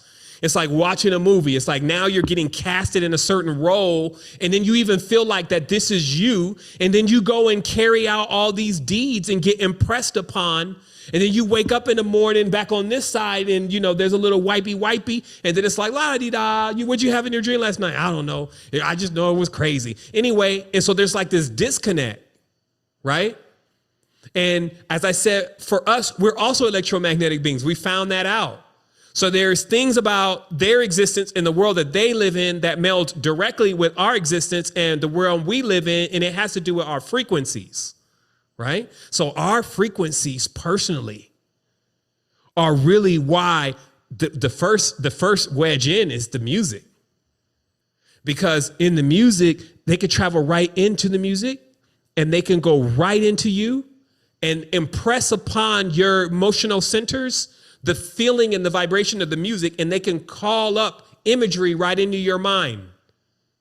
Now, remember, when you have done voodoo, meaning that you're clean, because see what happens every day is that you may find yourself after a while, it doesn't even feel like you need to keep doing this. But at first, if your mind is tainted and you've been watching Freddy Krueger and all sorts of stuff, and then you cannot get these images and these things out of your brain and your consciousness, even when you go into meditation, all you are is a projector for that. So it does take the time and the cautions. As we said, you have to use customs to make sure that what you're seeing and what you're hearing, that you have reached a stage of adepthood to where you understand how to balance out those frequencies, rather than just letting yourself go into this electromagnetic wave and not necessarily knowing exactly what it is that's in there that you're there for. You see what I mean? So just remember that while this whole thing with electronics seems to be futuristic and new, it's actually quite ancient. And it has been always the gateway and the world in which things were operating before we got here. And then when we say we got here, humans literally build their homes on top of these beings' homes at times. Some people build a house, they'll build a house and they'll go into the house. And then, they my new house. Then they go to sleep and then they feel like something's pressing on them. Something's taking their air. Something's doing certain things to them. And they're like, man, what is going on in this place? Right? And it's probably because you just built your place right on top of another being's place. And so if you didn't even see where the environment, let's say you put it right in the city, what kind of jinn do you think live in the city? Right? Or, you go by the waterfall, you put something by the waterfall, but you ain't right. Your stuff is all off alignment, right? And then you just put your place in a place of holy ground, right? And beings are pissed off. It's like, he's playing this loud ass music and all these negative vibrations. Let's get him out of here. Let's scare him out of here. You see? So if you're not aware, or you can feel, see, that's the thing, is you got to be able to feel.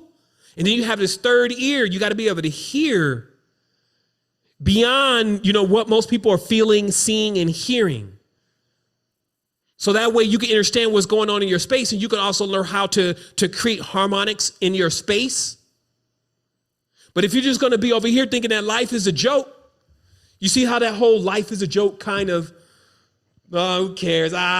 It's just all reprobate. It's just like, who cares? But then that's the perfect plan, because when you leave and you end up in the same frequency as the same energies that you didn't know were around you all the time when you were playing Megadeth and all this stuff, and you was thinking it was all just okay and a part of the culture that you liked, and then you find yourself in afterlife really now in that realm.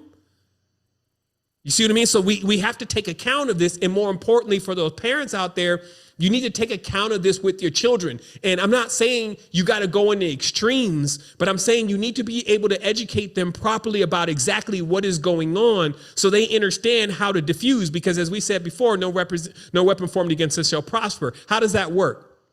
So I found out a long time ago, and many of you know I've chimed in about this, that the words D seem to always have this weird connotation around them that are quite destructive and quite divisive. And there's a lot of devilment and deceit going on with D.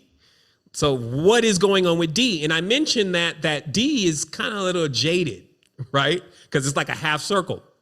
But I realized that when you are a master and you understand the power of what it is that language is, you also notice that D may save your ass, meaning that generally if something happens to you and it's negative and you put a D in front of it, it removes it. So if you've been programmed, you can deprogram. If you've been warped, you can de-warp. So do you see how still all of the energies are but an alchemical file cabinet to a master? That all of this stuff that's going on, that now you may find yourself as a character in the play, they're still an orchestrator. They're still a director. And while you could be inside of it, you sometimes may realize that the best space for you is actually outside of it all, observing it all, exploring it in that way. So for me, that's why I was saying I need to understand what's going on, because I need to know why things are changing. Why the big push to throw everybody into virtual reality? It's for sure because there is a push to merge the electromagnetic or electric reality, technological digital reality, as we call it, Digitaria. It's the seed, which is the other name of the one of the planets of Sirius, right? So the seed or the Digitari, they want to plant a new seed. So where in which is this seed growing? Well, seeds grow in soil in the world, in which in the world is your mind. So planting a new seed in the mind for this particular vibration or wavelength or frequency of Jinn, it is in order for them to actually plant that vibration in that sequence in mind, in that sequence inside of a person's mind. And so it should be very easy for you to see things like Elon Musk, for instance. You know, he hooks up with Grimes, who's a sorceress. Like, she's not shy about saying this and telling everyone this. Right. And, you know, she just launches another game where she's the blood sucking vampire. Right. So he has a baby by her. He names the baby AI, a name of an AI. You see what I mean? He pioneers AI. He's bringing all these electronics. And if you thought that he was a good guy, most people who thought that they were going to change their futures with cryptocurrency, he ruined that for a short period for them.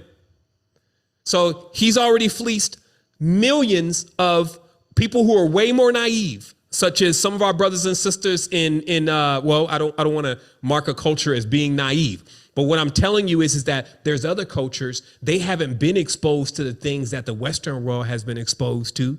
In other cultures, they still cover up the private parts in their porn. In other cultures, they don't even really have that much porn of their people. I'm telling you what's going on in the world with Dajjal or DJ. He's consistently breaching territories and boundaries where there's no more frequency guardians because they're being insurrected. They're being basically usurped. They're being basically overrun from within. Okay, being overrun from within. Like, these places have fortresses around them with ancient masters surrounding them, right? So nothing would be breaching that. However, these things have come from within. It's a simple Madonna CD. It's a simple Travis Scott. For beings that are so naive. Now think about it, that I'm not telling you that again, because someone's like, yo, I'm not throwing away my. But what I'm saying is that, see, for us now, we're kind of like what you call the immunity of roaches. You know that the roach mother will eat poison and birth a roach that is immune to the poison. You see what I mean? So that's a whole nother level. And many of us that have been in the Western world and been seeing this and dealing with this since we were children, but still have been able to vibrate higher, we're like immune to that. So we can see it, hear it, listen to it, read it, whatever. And it's not affecting us in the same way that someone who's never been exposed to any of that. So that's what I was saying. So they went into these countries and they got a lot of these young kids with just innocent hearts, even investing in stuff that they sat there and rug pulled them. And that's why I say the reality is due for a red pill rug pull. You can quote me on that. Everything that I've discovered at this point has yet to really be revealed. It's yet to really, really come out where it's like common or even like basic knowledge that people actually know about. So that means what happens when people figure this out? They're going to get red pilled. And then what happens if they don't do that in enough time before they rug pull the reality? Because that's what this is all set up for. That's why they said, hey, you won't be able to buy and sell it without Electron. Without WWW, who's 666, you won't be able to buy or sell. And again, it's because there's an agenda. So it's like it's bigger than your small ideas. If you still got small ideas, you just want a few dollars, well, we'll give you a few dollars. It's just like we're in the world with beings that can manifest and use you to manifest things. And you're asking for like crumbs, right? So as I taught the world the code to the matrix, I would just elaborate once again that there are ciphers. Okay. So there are ciphers. So you could take this for yourself, rewind this back later on and do your thing. Nobody's trying to hide anything from you. The code to the English language is as you see it. You see what I mean? And then as you see it is telling you all across different languages, the letters that are interposed are the same as other letters. And then when you start pulling apart these letters properly, then you'll actually learn a story. And you'll see that there's certain letters that are always a part of something that always has something to do with us not doing well. And you can take that from the word. So if you take the word sick, as I'm showing you here, you can then break this word down and say, okay, it's sick, but let's just remove the consonant and now it's ick, right? And then you can say that everything that sounds like ick, or first what you do is you add a vowel to every CK. So ACK, ECK, ICK, OCK, FUCK should all be words related to ick.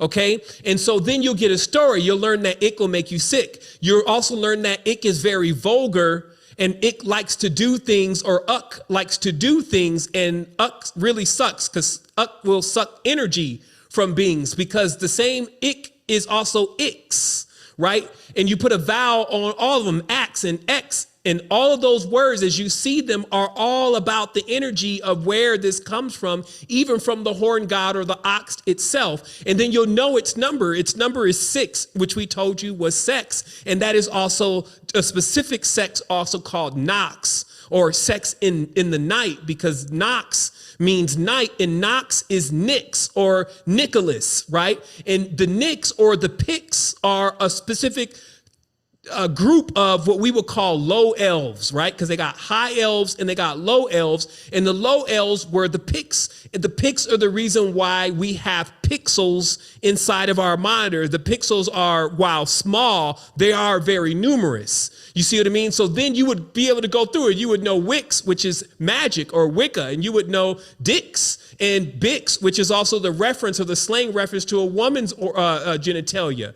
So do you see that the language is replete? It actually does say exactly what it means. But the issue is nobody really knows what they're saying, but they think they do. And that's where the ego comes in. Because the ego in itself is like, it's an interloper. Let me show you what it looks like. This is put together by Wiccans, because they are in many ways, not all the Wiccans, because again, there are different cultures and people think they're doing certain things, but they have bought entities in that interlope with children. If you look up this lady's name, she's in the cult, and she makes this art. And she makes this art about things that this is the whole Epstein thing, where basically they were evoking these entities, also called icks, into children's lives, and the children were seeing these entities, right? So sick stuff. Okay. So taking a pause for a moment here and just coming into awareness, coming into soundness, coming into vibration, because it is, again, as I said, there's some serious things that are happening. Now, once again, we're at that point, and all this is going on. What are they doing? Hee hee ha ha. They got their children involved now. Hee hee ha ha. It's okay. Oh, it's okay. I told you, I don't celebrate holidays. I don't worship religions. I don't do holidays. I don't worship religions. Why? Because I found out, well, first of all, my mom started that. We was pissed. Like Christmas would go by, folks would get presents. I was like, yo, we ain't getting no gifts. This is ridiculous. Where are we living in? Right. So mom was like coming up in the movement where all this knowledge was being dropped by brothers and sisters that was like, yo, watch out for Dajjal because he's coming for your children. Because Krampus, as you know, is Saint Nix or Nox, the being of the night. So this is what a damned being would look. This is the king of the damned. When they say the Lord and the lady in Wicca, this is the Lord. OK, so in this, you find Krampus, right? And Krampus is Santa Claus specifically for real. So you got an idea, Santa Claus. Santa Claus is a Jinn. OK, he's also, when they say they see Yeti, that's a Jinn. OK, a specific kind of Jinn, because remember, when we say Jinn, we're only saying it's like we're saying human. So we got to talk about which one. We're talking about a lower vibratory Jinn who feeds on children, as the culture has told everyone. Right. So Krampus is Santa Claus. And so when people are saying to their children, well, you know, we different and it's what you believe. And we have this thing going on. It's like, you don't even know what you're talking about. You're exposing your children to Nix.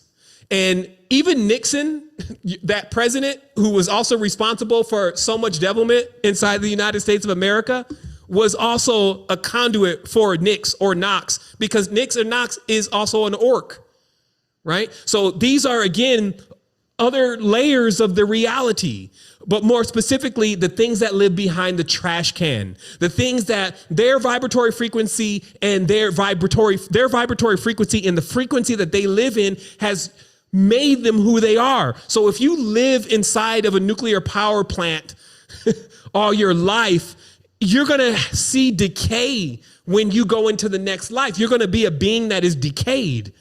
Do you see? So it's like, for real, the judgment system here is what is going on in our environment and how we're choosing to configure our environments.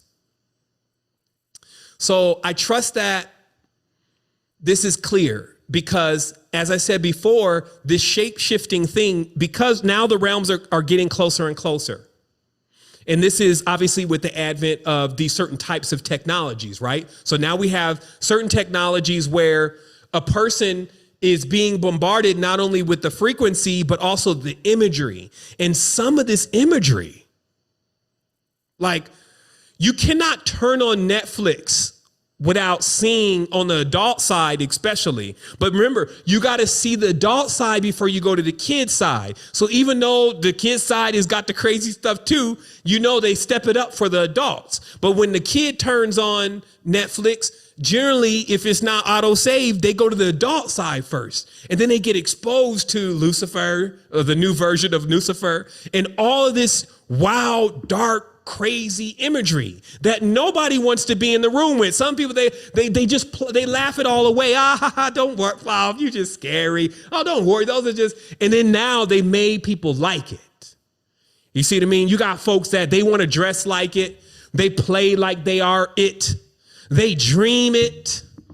And they don't know that they're setting themselves up for the ultimate, where there's not a layer between them and it anymore, because this space is hermetically sealed.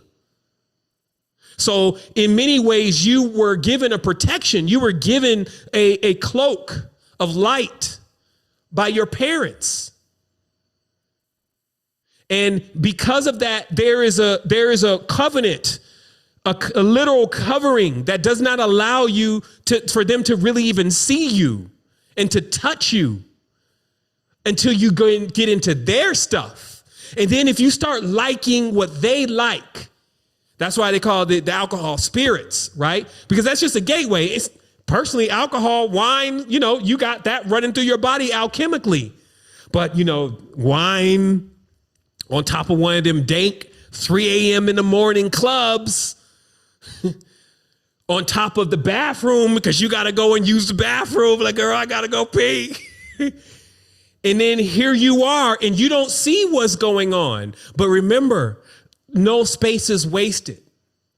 So if you would look in a lower vibratory field, because of the compression, it is so cramped. So literally, if your third eye was open all in one moment, you will only see all demonic figures and forces of distortion, non-symmetric things, because they're cramped in those spaces.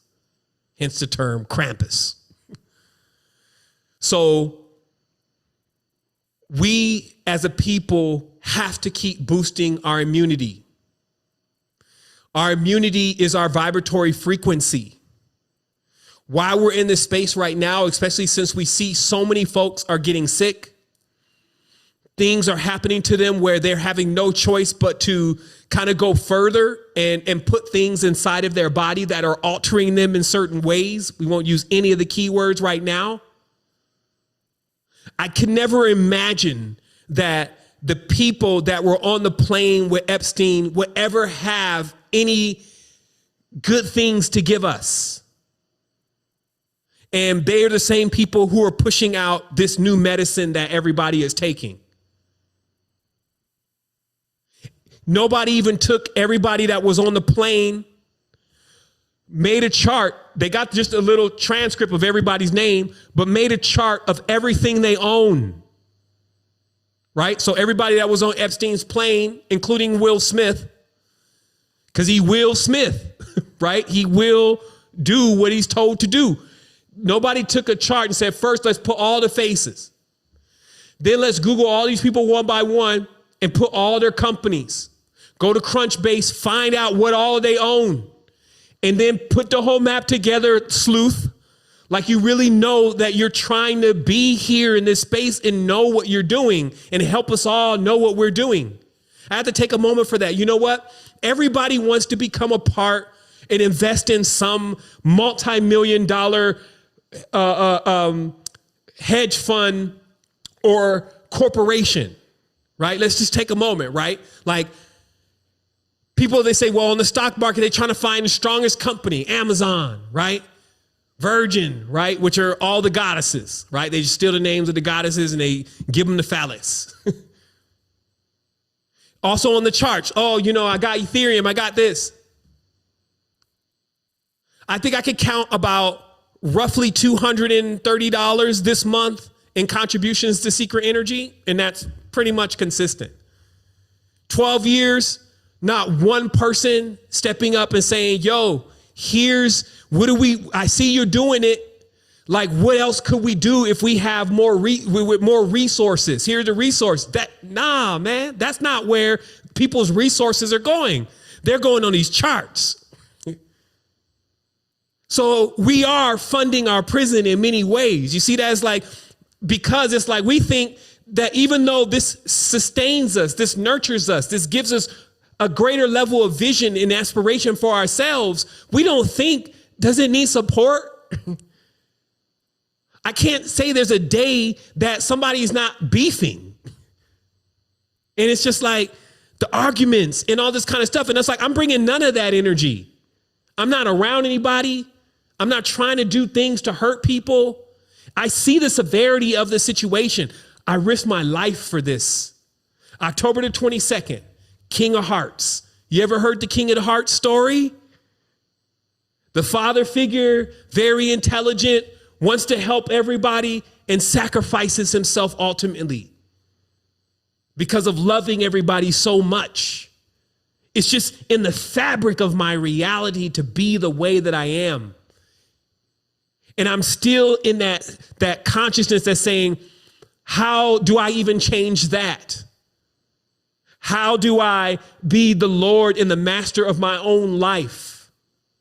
What has been my journey thus far? I'm 43 years old. I have lived multiple lifetimes. I feel like I'm over 100 years old.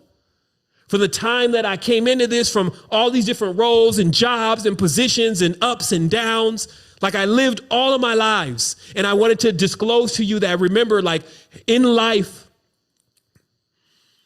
we make decisions and those decisions end up taking our whole life.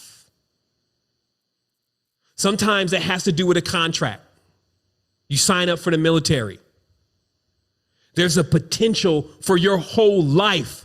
Like, okay, but that's it. Your whole life's going to be this. It's going to be all that frequency. We never going to hear about you. You could sign a wedding certificate, in front of a priest who is clearly serving a diabolical Jinn, aligned with it.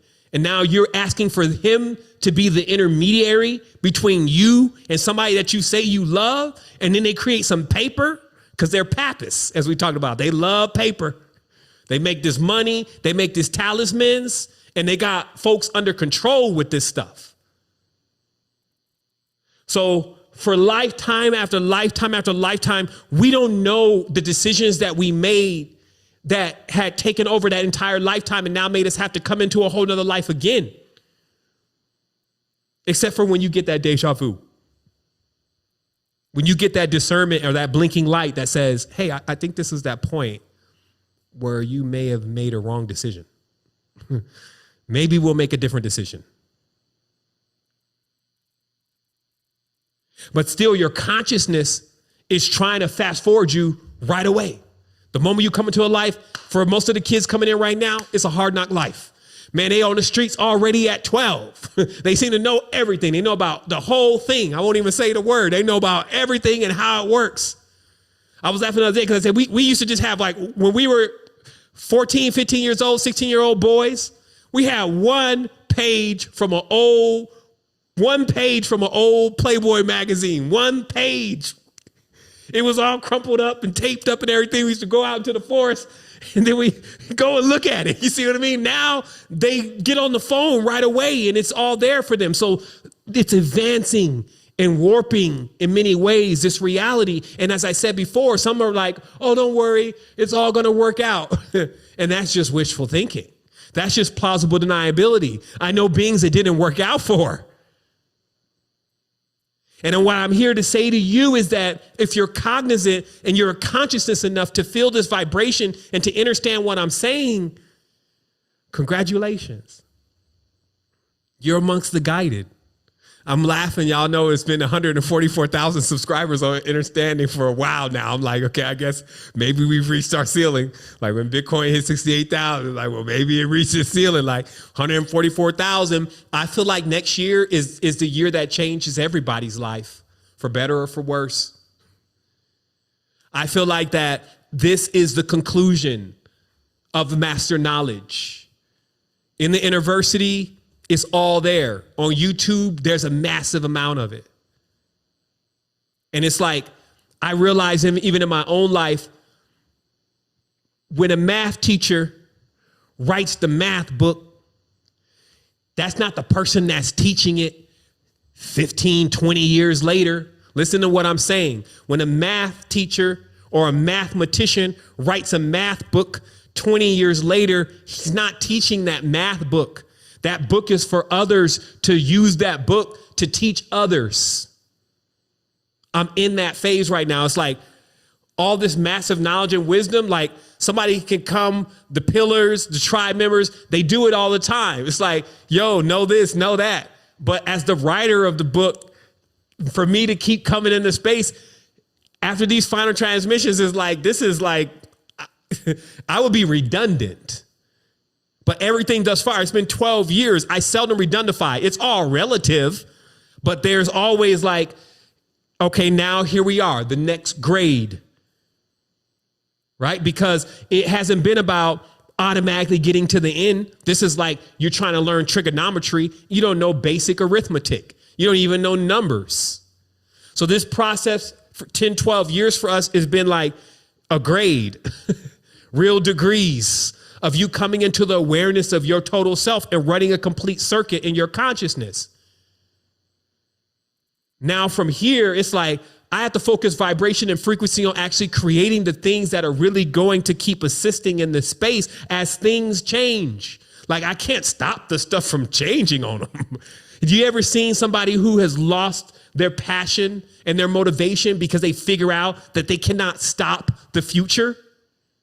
They cannot stop I Ching, the way of change. See what I mean? You reap what you sow. You drink poison, you get sick. You lay down with dog, you wake up with fleas. You see what I mean? There's a part of this reality in the covenant it's going to keep producing what it is that people keep asking for. So we have to meet that challenge. As I said before, all the thrones, like all the kings weren't wicked kings, but there were wicked kings. It's like sometimes we just become so we used to call it the namaste, but I won't disrespect that word. It's just like this, everything is fine and everything. Oh, don't worry. Let him eat it. Don't worry. Let him, oh, it's just Christmas. That's how it happens. That's how it happens. Like we are on guard. We are on point because we have our souls in this. You see what I mean? So it's like, it's different for us. I'm experiencing a world differently from everybody else. Like the way that I see things and the way that I perceive things is different than sometimes a person that may be right next to me as far as what they're feeling and how they're seeing it and how it's being expressed. So there's a big part of this that it really leans on you because afterlife, that's your afterlife. And I trust that as we vibe high and we keep staying into our harmonics and we keep continuously refining ourselves, that we do find ourselves in the same space when we go beyond, and that we do have that day after ascension, as I call it, where we're all in joy. Quiet is kept. I went there this morning or in the day. I don't know what everybody's mourning and crying about. I was taught a master lesson again. I was laying there, pointing with my head, like my head is facing the sun. Like where the sun's coming up, my head is pointing in that direction. Like you need to be on point, literally, with your bed, even if it don't look right in your room. And the sun's rising up, and boom, I start seeing this disc that looked like the previous Secret Energy logo, the 528 hertz ohm. And this thing just started vibrating and spinning. And then I became that. And the vibration and frequency so high, I couldn't see anything. I could only feel the purity of a reality of nothing.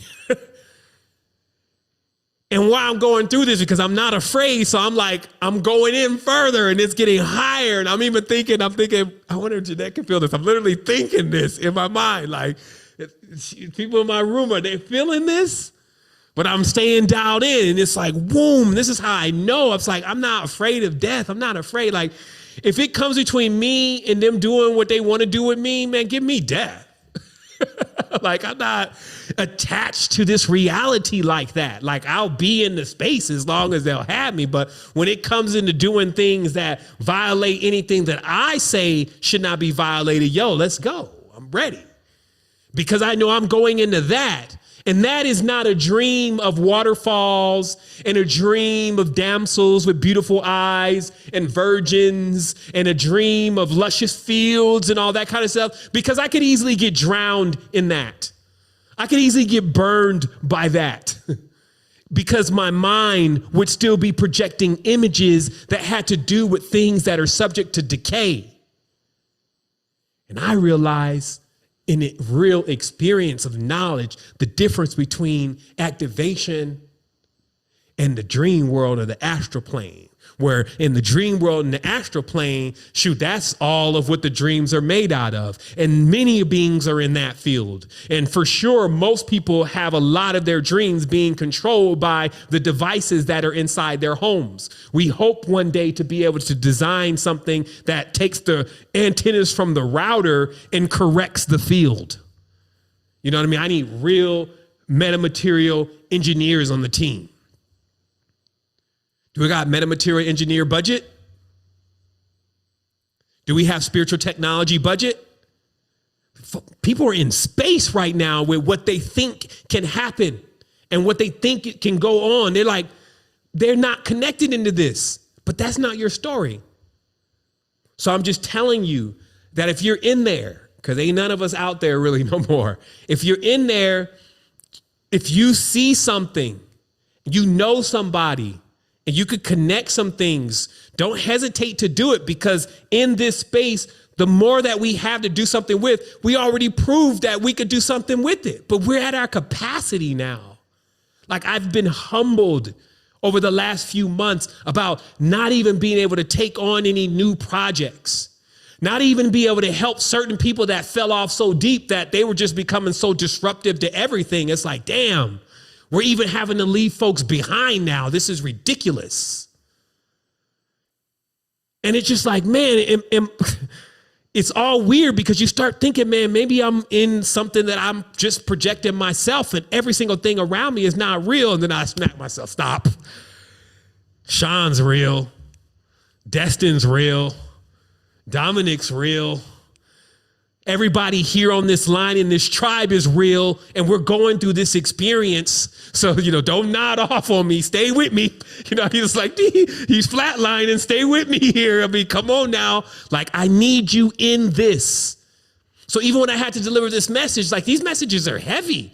Like, this does, it's not, I don't know what everybody else is doing, but I really put intention into this, and I'm like, and I'm hearing all the sides too, because of course everybody wants to take over the message. And like, I even get people telling me this is what you should have done. Like, well, you do it. You got things talking to you, this is who we really, I'm like, that's not what the vibratory frequency says and what the language says exactly. So either we're going to tell the truth here, because I'm about the truth. Like, I don't have much more time here in this space to be living lies. I got to get this very clear. It's most important. And there's a great reward. There's a great reward. You will be able to see and feel this reward in real time in this life as you come into alignment with that higher vibratory frequency. And as I said before, even the sun in our sky is symbolic to that. It's a high vibratory frequency. Every time that I've got a chance to interface with the sun on any occasion, I'm like, yo, they can't put that evil bag on the sun, because, that level of power and energy and that level of dynamism and being able to project all of these kind of things and these realities and host that's something to aspire to be. But as I said before, there are some places so far away from the sun that the entities that live there are very similar to what it looks like at the bottom of the ocean. There's nothing here that is so mystical where you can't go and find it. Just like you go into the netherworld, it's like you went under the microscope. And when you see some of them bacteria, now remember, they do make up the foundation that you're standing on. So you understand why they call them builders and thrones, because we're standing and sitting in symbolically the things that they're made of. You see what I mean? But you have to understand still your position. That's why they said, oh, well, we told all the angels and all of the Jinn to bow down to man. See, the text is properly stating what is the levels of the frequencies, right? So let's continue here. It talks about, so what are the levels of these frequencies and what are they subservient to? And so what I found out through experience is that the angels are thoughts.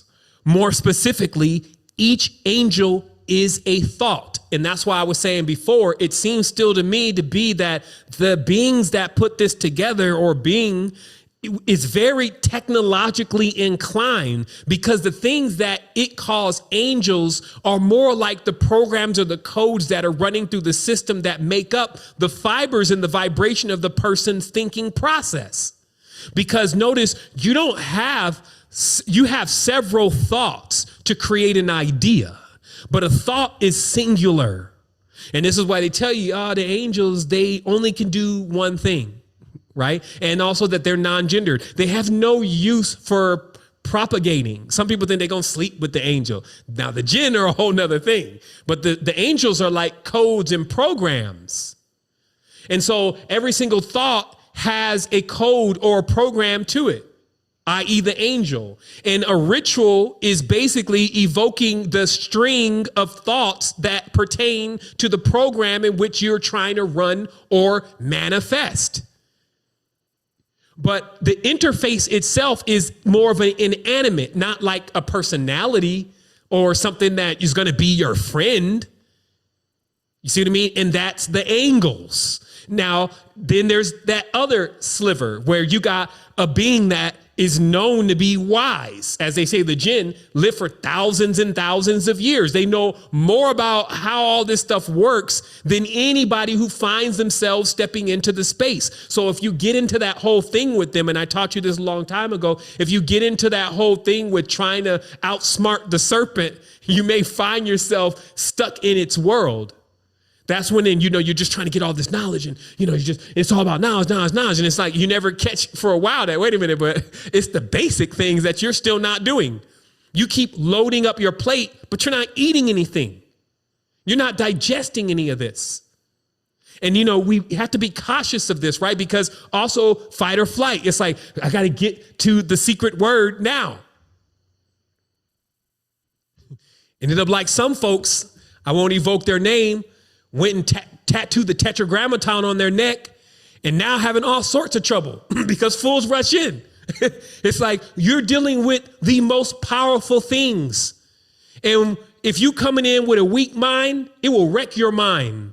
Every single thing that you have that is still out of place, is still distorted, and still hasn't been fixed. When we put 6,000 kilojoules of power onto that, we're going to see it animate, right? So that's why you don't want to rush activation. You don't want to rush the activation and the catalyst to your energy. And you haven't actually patched up most of the holes yet because you're just a projector of light, an angel man.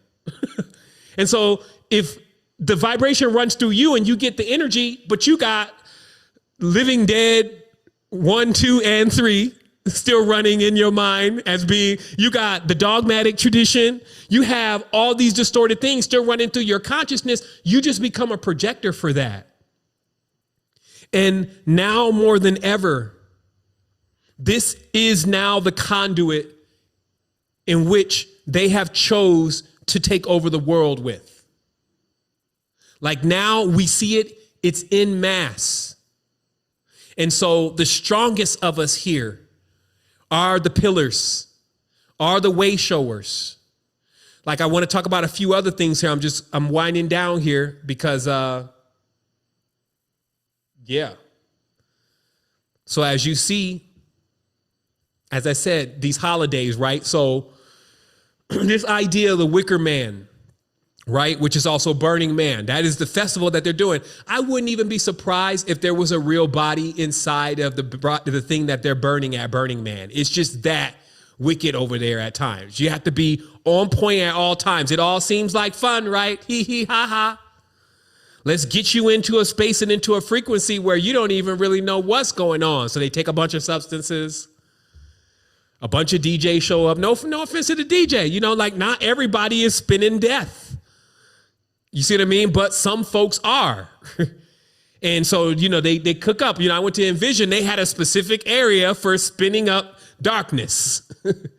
There was a buddy in there. He was dancing with a cube in his hand. He was just gone. I'm like, yo, I was in there with my popcorn like, yo, I'm shielded up though. I'm like, I'm not dancing out there with them. I'm like exploring. I'm like, yo, this is wild. Like I'd never seen a vibration like this before. I felt like I had been transported back to medieval times even. I thought I really saw a couple elves and a Viking in that Joker. I was like, this is wild.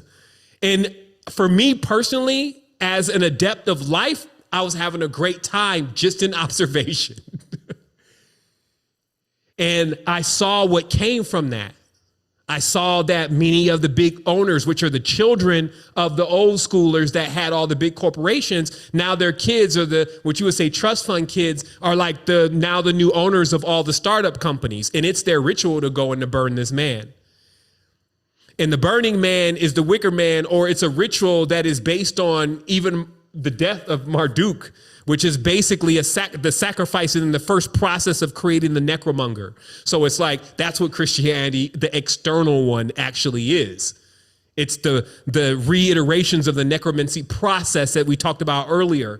And in this process, what must happen is that this specific king must have all the sins of the world laid upon him, because he's conjuring darkness. So he wants everything bad that a person has ever done on him or on its horns, right? They call it the black dragon. This is a symbol of Baphomet, right? So they want to put it all on his horn, so all of the negative energies and forces pass into this one being, and that became known as the scapegoat, right? Or the ram, which is Marduk, in the thicket. If you see the Sumerians still have all the statues, and they eat on the table of the statue of the ram in the thicket. Because then once all of that negative distorted energy is concentrated into that being, then they go down, and when they come up, the eyes are black. They don't have the white in the pupil, right? And you've seen the movies like that, right? And then what that is about is that's now that the person is filled with that energy, and now that becomes their new lord and their new ruler. And I laugh about it. This is your king? Is this your king? This is with whom you want to place your faith? This is who you want accompanying you to everlasting life? This is the one in which you serve and have abandoned yourself? Yeah, but it's all okay, right? Don't worry. Oh, don't worry. Oh, it's all going to be over soon. It's all the physical world. Don't worry about it. But how did you get here in the first place? What was the events that transpired to even land you in a space like this? And can it happen again? Can you get control of it? And that's why I was saying before, my whole advent into this was to answer those questions. I was doing that by myself because it shows you on the path of the King of Hearts that eventually the king has to go by himself and needs to learn about who he is. And if that never happens, there's never a graduation. So I already did that. It's fascinating to me to see how much is already written. We've seen that in enneology. But what's even more fascinating is to write your own destiny. That's more fascinating because then what you realize is yeah, maybe it is already written in the electromagnetic cloud. I seen him coming in the clouds, and that what I'm doing is I'm trying to avoid the mist or the fog or the clouds around mysticism. I'm trying to demystify all of this to make it very clear. We're not alone. You know, they say that now as an encouragement. We're not alone. And they just give us that. It's like, yo, you know, we're not alone. It's like, oh, thank you. I'm so glad we're here with who though? Why has it not shown itself? Well, it has. And as we know, it keeps bleeding more and more into the world. And now it's beginning to manifest itself through our children and our children's ideas and our ideas. It's starting to manifest. Because remember, the manifest thing takes two hands, two pentagrams, the magic. It takes us to create this and bring it into our world because our world is different from theirs. It is in a different space. So they literally have to build gateways between that and this. And that gateway is not just something external. It's an internal gateway. And this is done through vibrations and it's done through frequencies. So stay on point, tribe. I'm going to take a moment. And since, you know, I got a little bit, I want to see, let me see. Let me check my notes real quick. I want to take a moment. I wanted to actually, you know what? I'm not even going to do that because this is pretty open-ended. Like if you have a question inside of the chat, you can start it with question and I may take it. Like, so I'll just like do a random. But what I want to do is I wanted to finish off because I had a couple things here. So remember in Western occultism, they wanted to be like Solomon. Okay, that was the whole thing. Like they wanted to be like Suleiman. And if you understand Suleiman, you understand Suleiman was basically a high sorcerer, like the top. And even the whole thing that happened between Suleiman and Makeda, also known as Queen of Sheba, is an attempted merger between the serpent and the ram clan. Okay, so there's ancient stuff that is playing out today that people don't even know about. But remember that once they found out that Suleiman through the power of the ring, was able to command the Jinn, you had men that wanted to become the masters of Jinn, right? And you know this, like some of them are called sharifs, which is where we get our word sheriff from, right? And it involves silver stars and all sorts of different accoutrements that a sharif needs, which is an Arabic term, in order to be able to command Jinn. So in the US, that kind of came across like the 1001 Arabian Nights, right? It was kind of brought across like, oh, you can play with it. And then a lot of these men, like those in the Lipo Lodge and many of those in Freemasonry, were initiated into that system, and that king of that system was a Jinn. And so that's what I was saying by the desires. Sometimes he desires like, oh, I want to be like Solomon. I want to be this magical master. And, you know, you got to think of these guys weren't all 60. They're 60, 70, 80 years old now, but they were like 21, 25 when they were approached with this proposition of being able to bring certain things from the East into the West. And of course, there was a lot of trickery. They had the Bible there. A lot of these guys were Christians. They thought that it was just, they loved dressing it up and doing the plays and everything like that. They tell you how it all happened. Some of them went to Arabia and they saw a wedding with a sheik and his wife, and the whole thing looked like Aladdin. And they were starving for culture. And they wanted to bring that in. And that was like the perfect opportunity for all of what else that comes with. Because any sheikh knows that there's Jinn and that there are entities that the moment that you leave yourself open for something like that, like if you're just saying, I just want power, but you don't know what you're going to do with it. You evoking stuff, you calling upon things. Do you even really need that? How are you calling something outside of yourself? So it's just like the common questions are not really asked before the person's already initiated into an adepthood. And then what happens? It's like an extremely mature being dealing with a deformed seed. I'll say that again. It's like an extremely mature being. These beings have been around for thousands of years and they know how to keep passing, right? They slide themselves too. They know how to get in and out of lives, in and out of people. And so that being has got way more knowledge. This is whipping this person around. So you got to take a step back. Sometimes they throw all these quote books at you and all that kind of stuff. Just take a step back. If it's talking about calling something, evoking something, take a step within, actually. Get in yourself and realize that you're playing with something like a DMT journey at times, right? Like the first time that I had DMT, nobody could have ever prepared me for that. There was no words somebody could have gave me to prepare me for that. And then I found myself going all the way up through all the vibratory frequencies all of a sudden. Lucky I had done a lot of breath work and I had already cleaned up my diet and a lot of other stuff. So my experience was pretty eye-opening, literally. But that's not what happens to everybody. And I also witnessed when it didn't happen for everybody that way. Also, remember, you have a lot of these little cults going on around and I'm not using that word in a derogatory way because a cult is a culture, but more specifically, you have quote unquote new medicine men and women, shaman or whatever, knows nothing about none of this stuff we just talked about. They just dive right into that stuff. Oh, don't worry, sister, it's all okay. And they take a position that they have not been given. They take a position that they have not been given the mantle for, and then it snatches them. Next thing you know, it's about serving that person damn near. Like, oh, bring me some water. This is what you need to do in order to become holy. And I don't like that person anymore. And I'm going to have sex with all 5 of them. And all of this, you know what I mean? And it's like, that's not the person though. There was already stuff out here and that person was la-di-da, it's okay. And wham. And that's how that even the DMT and stuff, it hits. It's like, yo, you gone now. You can't be like, stop. You see what I mean? Now you now know. Your eyes are open.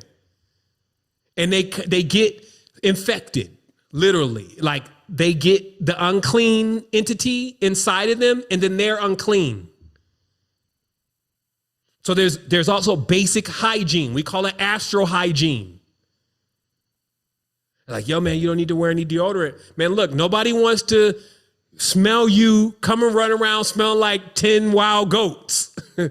Get some baking soda and some lavender. I'm just saying, keep yourself estranged and clean now, especially. You may have been able to pull that off in the woods with you and the waterfall and everything else in that environment. Yeah, maybe. But if you in downtown Bronx, you need to have the whole armor. You know, they say if you put on the whole armor of God, that's all your chakra centers need to be on point, your crystal, you mainly your mind. You see what I mean? This is your fortress. All that other stuff is just to buoy the mind. You know what I mean? It's like, yo, I got my ring that the ancient master gave me. You see what I mean? It's like, that's to buoy your mind. I'm telling you, I'm experiencing activation in the bed with nothing. Like there's, you know, maybe for sure it's due to the work that I've done over my life, but I'm still telling you that it's not an external thing all the time. You got stuff that can assist you, especially if a person is going too far into something and you break something. Right? Like you just destroy your kidney. You see what I mean? So yeah, you may need the herbs and all those things to get yourself together, but the natural, raw, unadulterated human being is going to activate anyway when it's not in these programs and fields of the vibrations that are not harmonic with that being. So this is what we're going to do. I'm going to go ahead and play some tones real quick, and then we're going to come forward with some closure. I'm going to answer a couple questions just to make sure that I cover the, you know, what anybody may have to query about this. And I trust that this build this evening has been balanced for you, because I'm really trying to show you both sides here. I'm not trying to turn you into a Jinn hater or a human hater or a ram hater or a snake hater or a hater at all.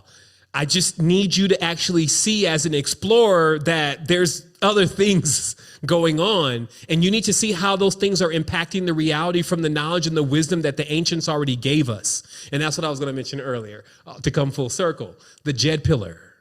Remember, they show you the Jed pillar is like a generator, right? Like they show you it's like a coiled system that it's electric, right? They were telling you right there that the Jinn are basically electric. They're smokeless fire. That's why they were even showing the Jed pillars got eyes and everything, and people can't put it together. And also remember that the Jinn world is not like all hunky-dory. That's a funny term, right? It's not all grandiose over there either. Like, oh, the Jinn are using the humans and they're getting all the benefits. That is not the story. Even these entities are finding themselves in the very, very precarious situations. And it's like there were times where humans were using Jinn as power sources too, right? So, and then we're actually diametric to each other. So our power, the energy we give off is a fuel for them. For us in mysticism, Kundalini, which is also the great serpent, is also a fuel system for the body. Do you see what I'm saying? So there's just a level of astral hygiene and a level of also awareness. And ultimately, the mind in your environment is what is controlling the vibratory frequencies that you have as your companions. And these things are also manifested in the physical objects that you have around you, because you're going to go and get the things that you keep thinking about. And that's your power. And then once enough of those things are actually inside of your reality, it creates a whole field. It creates the whole vibe. It creates the whole vibe and the reality in which you live in. I just want to make sure that this is very clear. So even sometimes when you have these entities which come to the mind like whispers, because they're in electromagnetic fields. So when a mind is not protected, which is what meditation teaches you, it teaches you how to protect your mind so that you're not having these random thoughts, because they move through the fields of thoughts. And so when this thing is coming on your mind, like, yo, you need to go and get this, you should buy this, you should put that poster up, you should wear this. And so it's basically at times, if you watch it, it's asking to put the things around you that actually can create the field that it can manifest in. It's asking you to basically construct its temple. But the same rules apply for all the vibratory beings. So if you were always trying to surround yourself, or if you were always surrounding yourself by beings of higher levels and higher grades of intellect, also called nobles, right? Then you would have things around you that actually resonate that type of vibration. They talk about the metals. Like we're working on this metallic form we call the metallic woman, which is the metals that correspond to the organs all within one sphere. And then that being a resonant point that can keep the field balanced. And somebody said, well, yeah, we don't need that. Well, then why do we got computers? Why do we got statues of evil things? Why do we have, you see, so don't let your mind be tricked to think that the world does not need great things and the great things should never be placed into this world or don't matter. The more of us that are bringing great technologies, high technologies, high level of awareness, high vibration into this field, it allows this space, especially for our children and the repairing of our DNA, et cetera, to actually, it allows that perception to manifest inside of this space. So the more of us that are actually available and actually aware of what's going on and are actually making an intention to keep the vibratory frequency harmonic is the ones that are actually also assisting others. And that's what we call for. So I'm gonna do this because I'm kind of winded just a little bit on the water. I need to shake it out. I think that's been about 3 hours, but I do want to make sure we come around in one more stint and make sure that we get with everyone. So let me see what we got here. There we go. Let's just hit this real quick, just so give me a few minutes. And then, as I said, if you have a question, you can put question in front of it, and then I'll get to it or do my best to. Wholeness. Wholeness and Balanced Vibrations Tribe.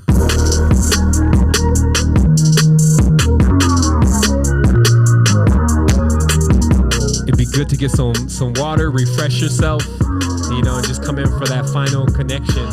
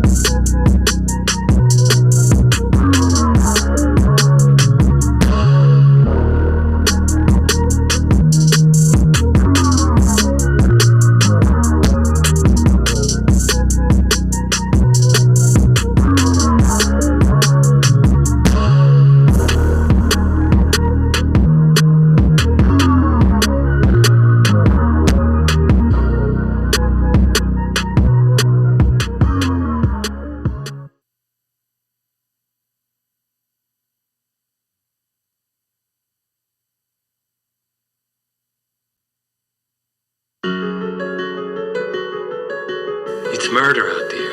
You can't even travel around your own microcircuits without permission from Master Control Program. We have here nitric acid, glycerin, and a special mixture of my own. Together, it's horrible, dangerous stuff that blows you up. And mixed together in the right way, as only I know how. What do you think it makes? I don't know, sir.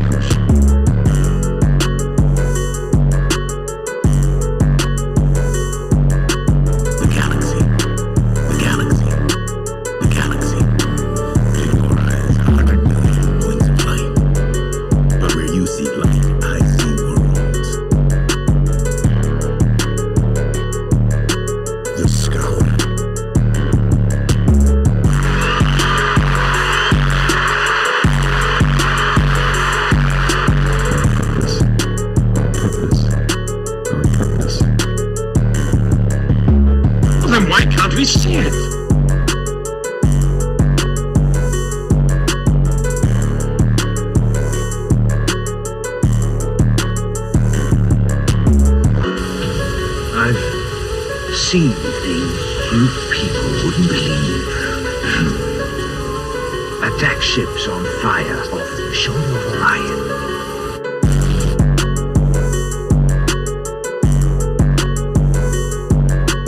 Signal me. You'll have come with a linking book to bring us back.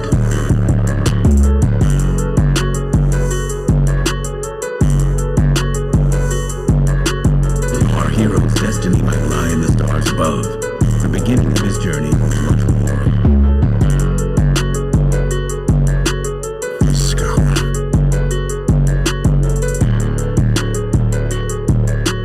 The scholar.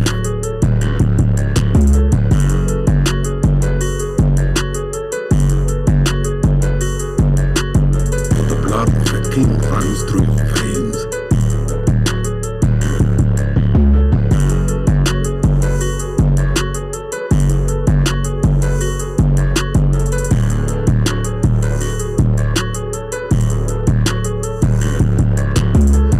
Finally, we get to, at a certain point, this 8th and 9th dimensional being.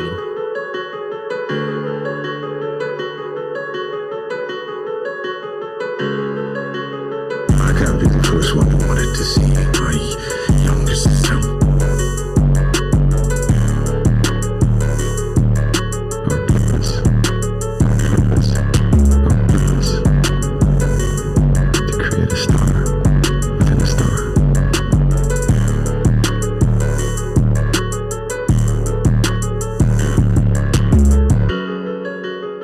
You all come to us young people for hope.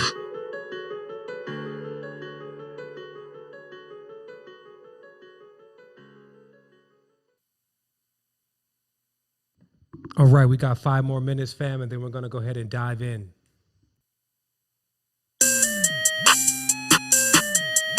Our purpose.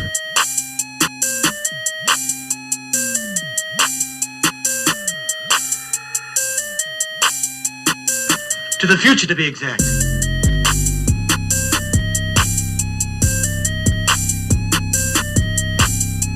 It's murder out there. You can't even travel around your own microcircuits without permission from Master Control Program. I mean, sending me down here to play games. Who does he calculate he is?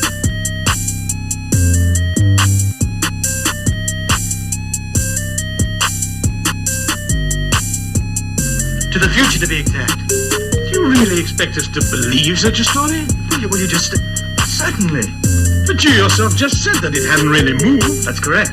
Well, then why can't we see it? Because we're in this room on the 31st of December, 1899, but the model we just saw is perhaps 100 years away by now. This room, even this whole house, may not be here in 100 years.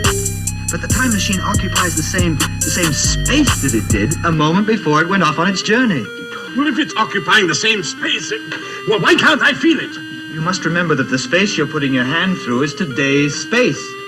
You can't put your hand into the space of tomorrow. Oh, the space is space. It doesn't change. The same space that's here now should be here in 100 or even 1,000 years. No, Philip.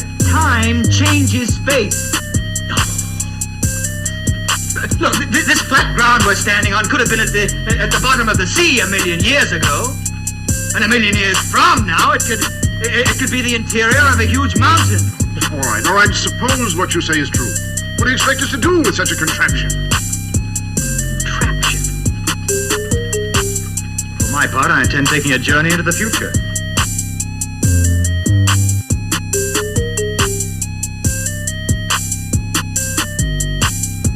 Your awareness may be powerful enough to control your instincts. Your instinct will be to remove your hand from the box. Well, then why can't we see it?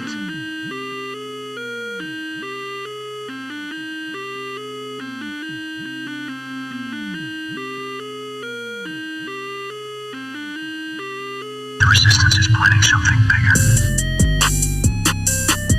Yeah, I like that.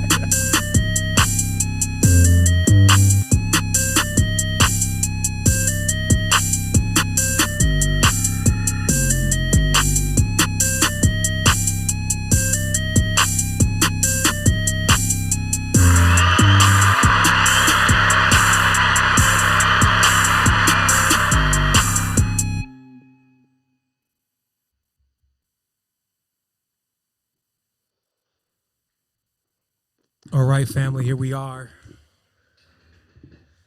Bring it in for that final round. Wow. Okay. Wow. This has been a powerful run. It's been a powerful run. Okay. So what I'm going to do is I'm going to go ahead and I'm first going to check the chat here inside of Zoom, and maybe some from the chat in Zoom can maybe feed some of the chat questions inside of YouTube, just because that whole thing moves so fast. There's just no way to stick on anything or copy anything from there unless you're just going to play with that. Somebody said generation. So what'll happen is that as these words start dialing in, you'll start seeing it. That's the whole thing that we're using to really authorize our truth. It's not about believing 7. It's about seeing what's going on in our own personal life, the signs and the symbols that are around us. And once you understand certain things, you'll see actually how everything is so twined together. I beg to wonder if the parallel that they keep saying that the human has is actually the Jinn. Now, I won't go as far as saying that, so that way people don't try to claim anything that's not theirs. But it just seems like that when something is living a life and then it keeps looping after the life is over, it becomes like electromagnetic within itself. And if you could go back and talk to it, kind of like the same way they're rebooting certain personalities inside of AI right now, like you can talk to Einstein and they kind of have Einstein's entire neural data set inside of the mind of a certain system. And so it's very interesting to me as I dial into it, because I see some very strong correlations, especially since I'm multidisciplinary. So I haven't limited myself to just trying to look at this from one particular perspective. And so I'm going to go ahead and just check what's in here. I'm not going to read these out loud. I'm going to kind of read these to myself. Okay, so the sorceress Grimes. Yeah. What about Don Juan Castaneda's series in Kalindi Ili? They speak on themselves as sorcerers. Isn't a sorcerer more of a neutral title? Okay, so as definition, that S, that S says it all. Like I taught you better. I'm not saying that anybody is good or bad. Like I was very connected energetically to Kalindi, as far as I felt that he was a great brother and that he was here trying to assist beings as much as possible. That's just the impression that came from him. So if he said that he was a sorcerer, it's from my understanding that a sorcerer pulls power from the source. And Sir, Sar, Sor, and Sir are the source is the serpent. So in this case, that serpent could be Kundalini. It could be the actual energetic field that is moving through everything. And so it's just like sometimes you just got to check somebody's source, though. Right? What's the source code? You'll notice that some folks, when you just say source, they assume that everybody got the same source. And that is not what we're talking about. And that's how we can be misled. So that's actually my answer to that question across the board, even in regards to Don Juan. So it said, because again, if I wasn't there, how can I speak on someone's life and existence? Like I haven't even read the entire Don Juan series, but I do understand that you got to realize for many of these tribes, indigenous tribes, et cetera, that the deities were already there from the time that they were children. And many of these deities came actually from the forest. And so just has to be an awareness that, especially in Japan, you know what I mean? The Oni and all this, like their whole thing, like I wouldn't even know. Like my brother Shucks is there. Like for me, at being dialed in, I wouldn't know what it would be like being in Japan, right? Because there's a lot of vibratory frequencies there. And you know, also some of the wildest, craziest entities come out of Japan from the cinema level too, though. So it is pretty replete. I don't think that the world is really trying to lie to us.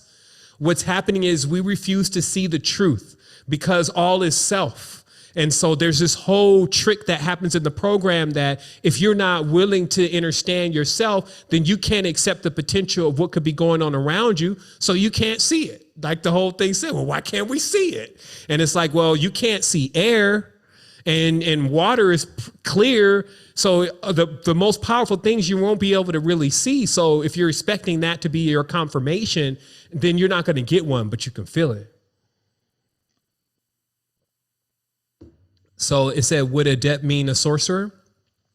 In my world, because again, ad on the front of anything means father. So what happens in languages, there's an exoteric version of language, which we use commonly. And then there's an esoteric language, which actually requires us almost to write things down. So that's why even sometimes the best intentions that you can make if you wanted to do your own spell, if you may, because that's all you're doing is spelling, is really write down the intentions and actually look at the words that you're using to accomplish the intention and actually make sure that they're the right words.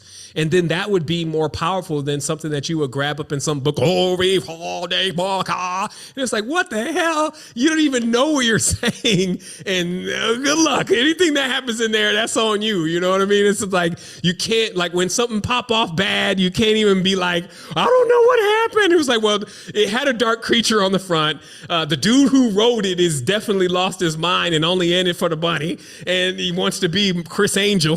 You see what I mean? It's like, there's a formula here. And if the formula doesn't add up, then why do you expect to get a good cake? You know what I mean? Don't be surprised if it just tastes like salt and somebody didn't add the yeast to it, et cetera, et cetera. So, all right. So hopefully that clears that up for you. So this next question here is, okay. So again, sorcerer, magician, all those are specific groups. So those who practice the source are kind of more of like the James Earl Jones on the Conan, right? So that's kind of the source. That's where they're at with Sar right now. That's the Sauron, right? So that's very specific what they're talking about. And then the Magi, they serve Inanna, right? Because Inanna is basically Mary, and it's already known also in the ancient text that Inanna killed Shamash. So basically, Mary in their mythos, Mary kills Jesus. And because he doesn't want to do certain things and ends up starting his own clique. So and when you be thinking about this and you be like, I don't know, the gods, you're the gods. And this is happening in the world all the time. There's different situations going on. It's just some of us are fresh and new. So we don't have like really any crazy things going on in our lives, but some of us do, right? But still remember, there's other places where they got stories like that. Like the kingdom over there actually really killed their only son, right? And they still got beef about that. And that's what I was saying. They take those beefs to the grave. Because a big hint to this is, look, I'm going to show you the hints. It's only because, again, when we look at this ancient setting, we think that we're smarter, and then we don't really understand what they were doing. See, another thing that they did a lot, and you see it all over in these sacred sites, is when someone powerful died, they killed generally everybody around them that was their servants or their guardians, so they go with them. And we think they ain't going with them. Damn, they have to die. We even look at the whole thing like, damn, like with Puabi, like they killed 5 of her guards when she died, so that she was accompanied by her guards into the afterlife. Also over in Egypt, you got the servants being buried with the Pharaoh, so that when the moment the Pharaoh died, I don't care if you was ready to go or not, everybody's going to die and go into the next world with the Pharaoh. And it's not probably going to be like they just going to chop your neck off and roll it down a mountain like on Apocalypto. They had little cups and they would drink something and they would just leave this plane. And they would have a tether between this plane. That was the priest's job, was to basically keep their body mummified or animated enough here so that way they could keep coming back into this space. So, you know, it's wild stuff, but it's definitely not so it's not so far away from actually what this society is hoping that it achieves. If you understand what I'm saying, like when you look at science and you look at the medicine and all this stuff, they're hoping they can achieve bringing themselves back from the dead.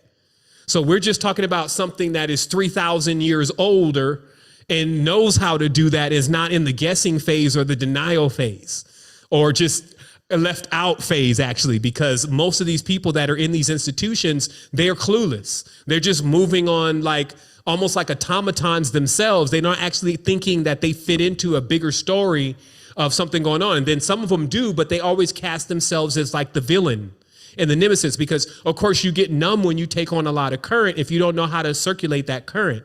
So it's just a product of the whole thing. That's why I say, you know, Kundalini it's going to come with certain things and you need to be aware of it. So when too much power is running through, you can get really numb, because if you start letting that power leak out in just things that you want, you're going to run out of things that you want after you go down an extremely sadistic path, Epstein's plane. And then from there, you're going to be so full of guilt and damned. The frequency that you're going to be in is actually of the guilty and the damned. And this is why they want to make everybody guilty and damn them. And I talked to you about this before. So once that vibratory frequency is in place, that's a certain spectrum, and that world opens up, and they live in that world. See, for many of us, it's like we don't want that. And so we can't understand the mind of something that wants that. Like I don't really want to watch a horror movie or a zombie movie. So I can't really understand or implant myself in the mind of a person who would, but there are people who love that. So where I'm at is just in that awareness. I'm not in a denial. And when you're in an awareness, then it gives you a bigger picture. It's like you have a real lensing system, right? So let's keep going with this. So next question here is, if you could give someone, this is a really good time to ask me questions because I'm going to really be candid. If you could only give someone a few things to begin to raise their frequency, what would they be? Okay, well, let me not be sarcastic. I was going to be like, okay, let's see. So let's answer the question. If I was going to only give them a few things, well, we started this in the beginning, and you're saying to actually give them something physically, because the main thing, as we've talked about before, like you need to go at the diet. Like, I mean, it's pretty detrimental because it's going right in your organs. And if you're ever talking to somebody and you're talking to them about consciousness, generally the next thing that they're going to do after they talk to you is go get something to eat. So it really makes it like the most primary thing to talk to them about what that they really are, what they eat, and they should really try some alternative fuels. And then I would get some Shilajit in them, to be honest, because the mineral set right now of human beings is so whack that's where the fortress breaks down, because the minerals are the metals, and the metals are like the they're basically that and water. They're the vibratory field that's actually around the body that gives it the several layers that actually not only are like the protection or the shield, but they're also like the way in which the being is able to perceive the reality. So when you're missing certain mineral sets, you can't even like perceive certain parts of the reality because you don't have the resonators. And water, good water, is one of our last gifts that we can still run really decent filters right now that even remineralize water and put it in order. And since, after you go get that eat, you probably gonna go get a drink. Most of the time it's not water for people, right? But the water, it's just, these are the gifts, and they were here to purify us. And then lastly, that air, because there was nothing that I said to do first that we were going to be able to live without for the next 3 days tops, or maybe a little bit longer. But always know that if you ever wanted to answer this question yourself, you just ask yourself, what are the things that you cannot do without for a very short period of time? And if you wanted to school folks, you would find a way to school them about those things. So it's like breath, that comes first, right? Because we hold the breath too long, it's a wrap. Then the water, then the food. You see what I mean? And then those are the three things. So in your opinion, Seven, what is the end game? What does the king really want so bad that it will ruin worlds and people and other people to get what it wants?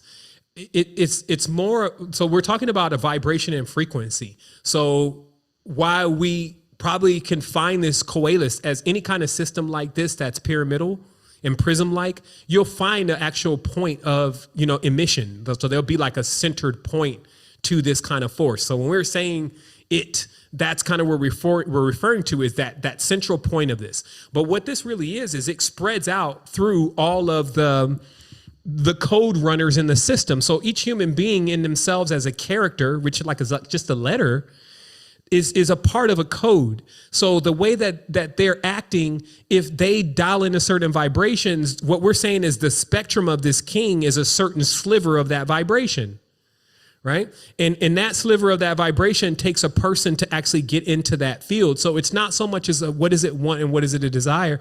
It's all the wants and the desires.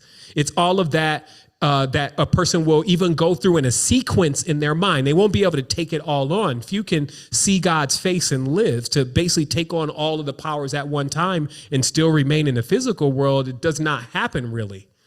So it's like, but we're talking about energies here. So when we're seeing this, we shouldn't see it as like just a half dead, a horned being sitting back there, contemplating the next person's destruction. It's more of like those actions that are made in the mainframe that are the codes of why people do those kind of things.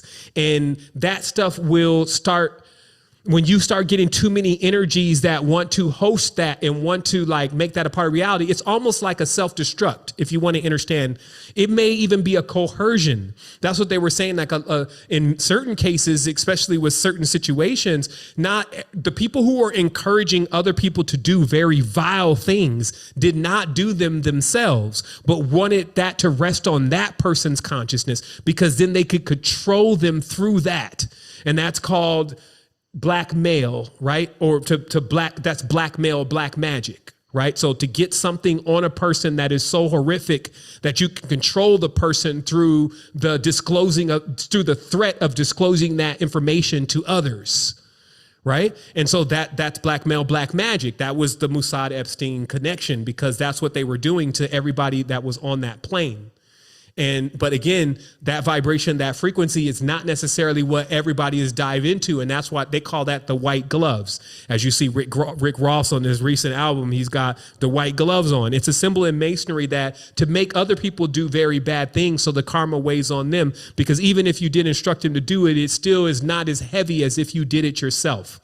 And it's kind of like that whole process of the embalming and the revigoration of their organs and all that kind of stuff. It really requires that the vibratory field and frequency of the being and its organs and stuff are not in such a degraded state. So that actually was a point that I thought was in the notes somewhere and I didn't see it. So if you end up in one of these vibratory frequencies and you can't really withstand that vibration, you experience a gradual death.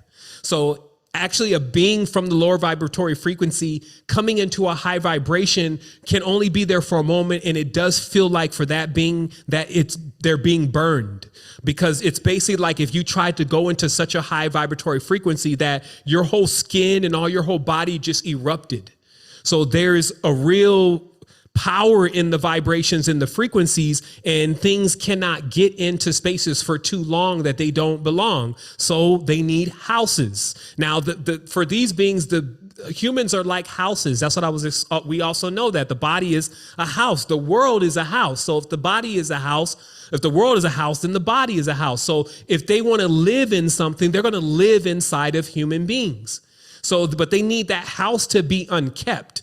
And that's why in most spiritual traditions, there is a process of continuously cleansing yourself to make sure that not necessarily just by thought, even though you have control over your mind, but also that you have several layers before it even touches your thought. There's a certain sense that you can have, literally sense, as they call sense, get some sense, that are already pushing out that they don't like it.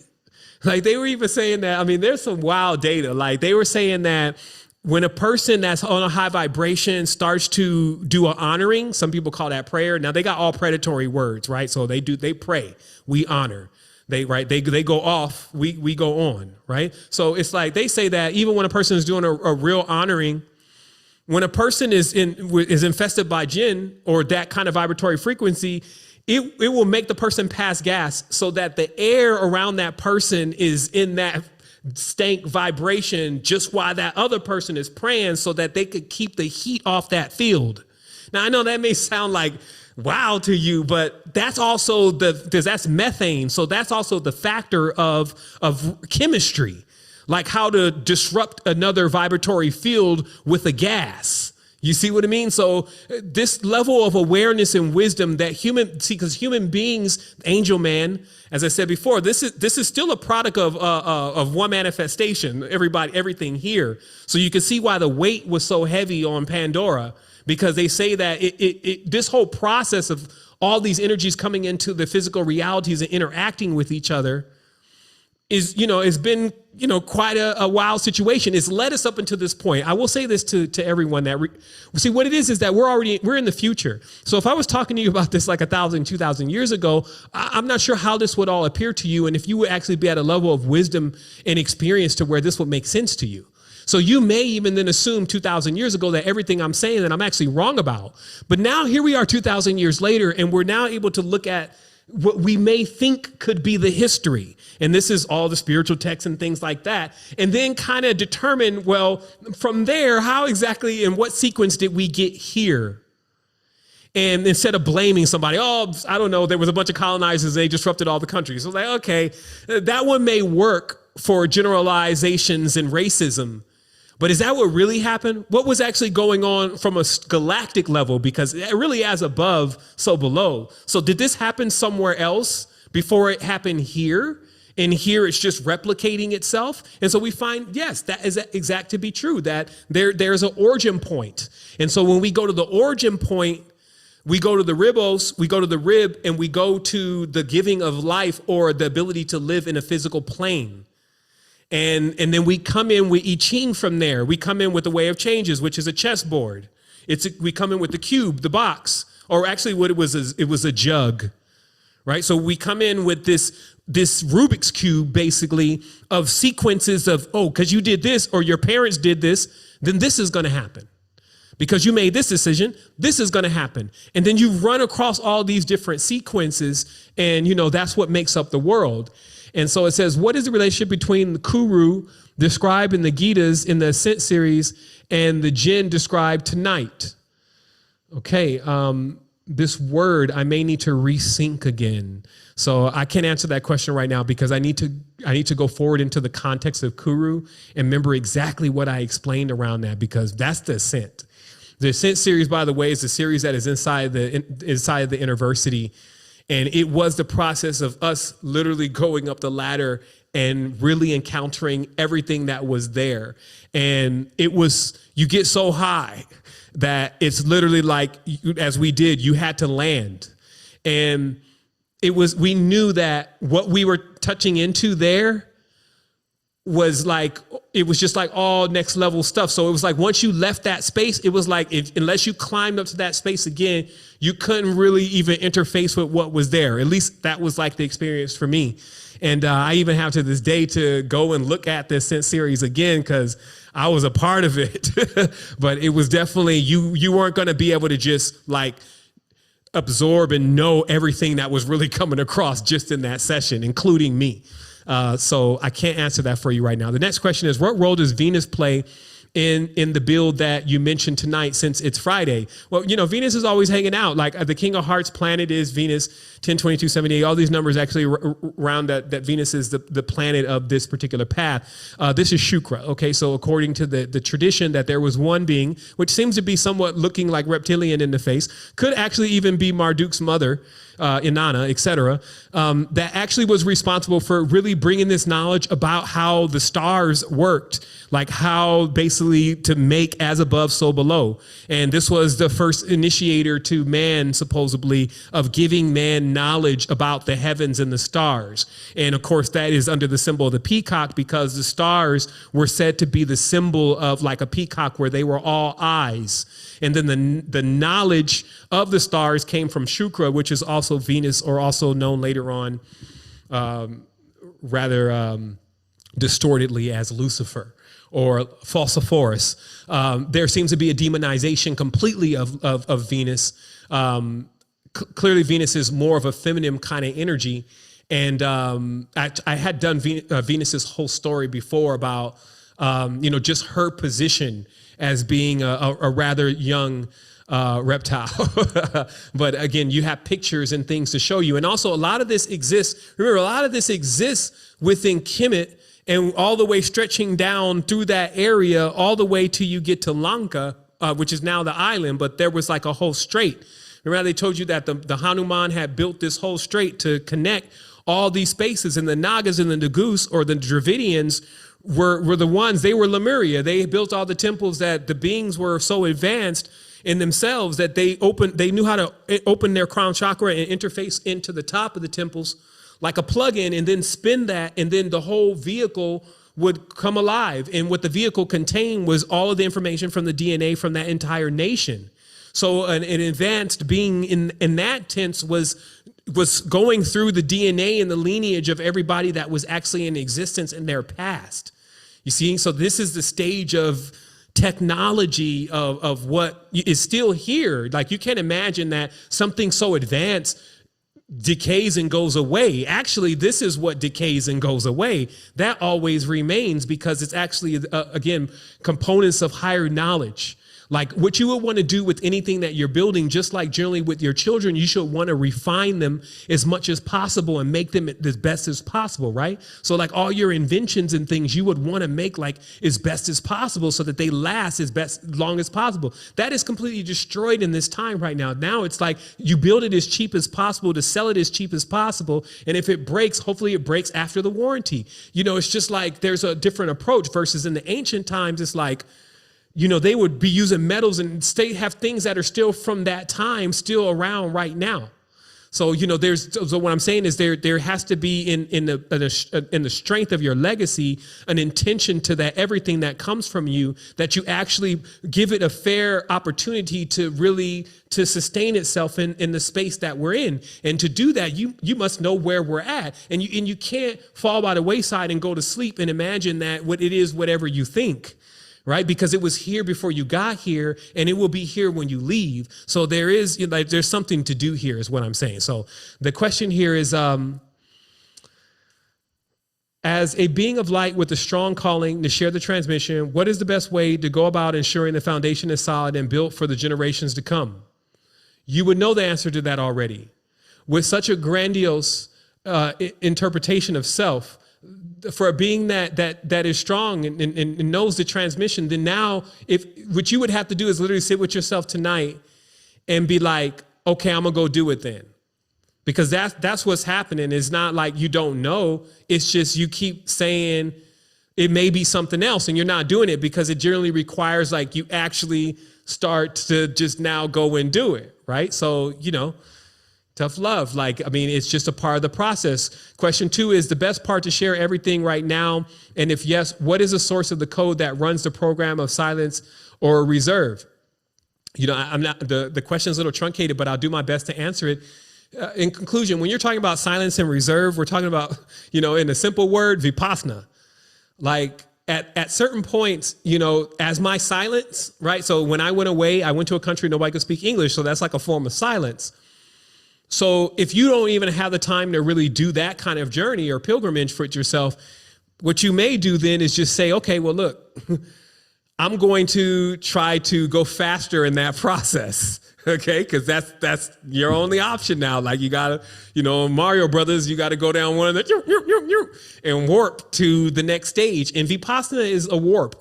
It basically will allow you, if you go through the process, to break through by shutting your mouth for 10 days and really seeing just what goes on, and then finally coming out of that womb of yourself and realizing that maybe you don't need, you know, just how you just talking and interacting and all that is something so precious to you that you even take more concern with how you're giving out all of that. And that could be very transformative. Actually, it will be one of the probably most transformative things that you've ever experienced.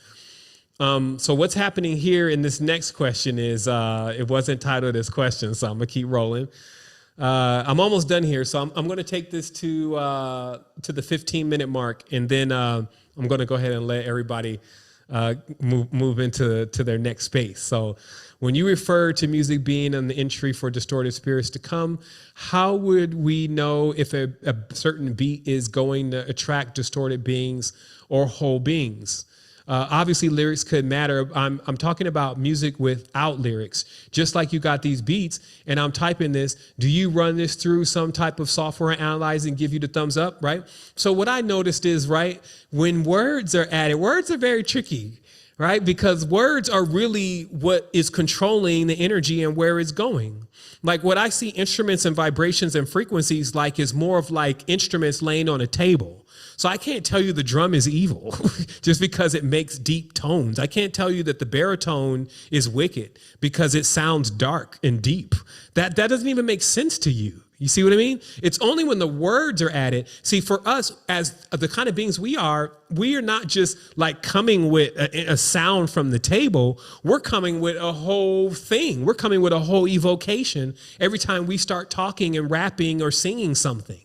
So I can't say that it's such a big deal. Now, obviously, you can run a harmonic, right? Like if you want to learn more and more about music, you can use the 400 and I won't finish those because it was at 432. Some folks, they'll fight you over this. So use your own discretion. But there are frequency sets, and we've talked about many of those frequency sets that you can use, and you can actually blend your music or tune your music in that key, and it will sound more harmonic or overall generate more harmonics inside of that tone. There's so much that you can do with those sliders. The issue is obviously like right now, what you really see that came to the world was just a synthesized voice within itself.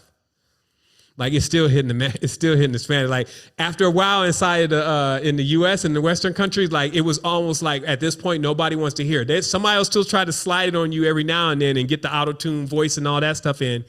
But you remember that went into a craze. Like even with Shorty Cher and all these people, they sing in the auto-tune. It's like that is such a synthesized voice that once you start liking it, it's almost like you start liking an Android. And so again, it got so burnt out in the Western culture that they pretty much discontinue it, but it's alive and kicking in the Latin culture. I mean, Bad Bunny and the rest of them, like, man, all you're hearing is auto-tune. And you can see how that kind of like, well, not kind of like, it takes the field of the person and it just makes it so artificial and they just become so basic. You see what I mean? It's just like you got to get some culture about you. So the last question I'm gonna answer here is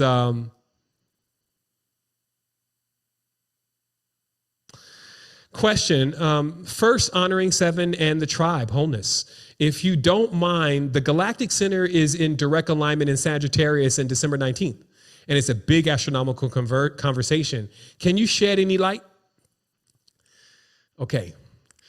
So where I'm at right now with how days work is because, I feel like even until we go to nature and actually measure out when that beetle comes out for the first time or that plant buds for the first time, and we create our own calendar based on the movements with nature, then I don't know what planet or space or dimension we're specifically on. And that if this has actually 365 before it makes a complete turn. Because stars can say anything, because at this point, there's so many satellites up there, one would have to wonder what is the purpose. So what I'm saying is that nature is the clock. So when I feel nature inside, then I know that certain things happen around this time. So for instance, for me, as a solar being, this is really the dial back conclusion time, because yes, the sun is astronomically going into its lowest point. And so this is time to collect everything that you've experienced and actually come into a determination of what you want to project through this next anu or year, as they call the annual, right? So it's anu. So that's the other thing. It's like this whole Sumerian thing, like there's one work right here, because I know some were asking for books. I only can give you books that's relative to exactly what we talked about today. That way, because there's a lot of books. One was called, let me see if it's on the pace, because man, okay, I had just bought it, but it's basically by, let me pull it up. So this book is basically I only read parts of it. So I'm only still referring it because it seems relative to what we're going through, because a lot of these traditions and things are coming straight out of Samaria, especially when it comes to the Western culture. So I think that rather than reading Zechariah Sitchin, because he was an initiate and they gave him a message to give to everybody, which led to the ancient aliens and all this other stuff and more chasing your tail. I feel like that if someone, if they were like looking into history, if you looked and understood more about what the Sumerian text specifically said, you can more probably understand how all this is going to play out, because they're mimicking that to the T. And the Bible is just a really bad copy of that. And the Quran too, especially the new Quran. So it's just like these traditions that they're practicing over and over and over again. So this work is, let me see. I found this work. I got to now think about where I found it. I actually purchased the book, but the book is not in. Well, actually, maybe it is in my purchase history. Give me 1 second. My orders. Digital orders. Okay, the Sumerians, their history, culture, and character by Phoenix Books. It's written by Samuel Noah Kramer. Okay, so that excerpt that I pulled earlier about Ninti, and I'll paste that here inside of both chats, that came from that work. So it seems like the author, and again, don't quote me on this because I have not read the complete book, because what happens in the Sumerian text, because they know that it's pretty much Sumerian magic that they're using on everybody, they really do work to keep these, not only these kind of books out of people's hands, but also to create a whole round of fictitious books that don't really tell the story, such as the Zechariah Sitchin books, which are more entertaining. But for the sheer scholar, the one who just wants to be the fly on the wall in the situation and understand what is the mode of thinking within this group, or within this culture of these people, which are clearly also still ancestors. That's the other thing. In fact, they found that especially the prominence of the blue eyes was big inside of Samaria, because the canine actually is one of the only animals that actually can have blue eyes, like real blue eyes, right? So it kind of harkens back again to Ninti. It harkens back to that statement, must love dogs. It basically means that still for a group of people, that their advent into the physical reality or culture, their advent into the physical reality was actually through the ka of what we call today the canine. And their culture is still being used today, because even in Nazi Germany, et cetera, when they were trying to find their origins, this is more of what they actually came into. So they just kind of totally went into that and re-implementing that system.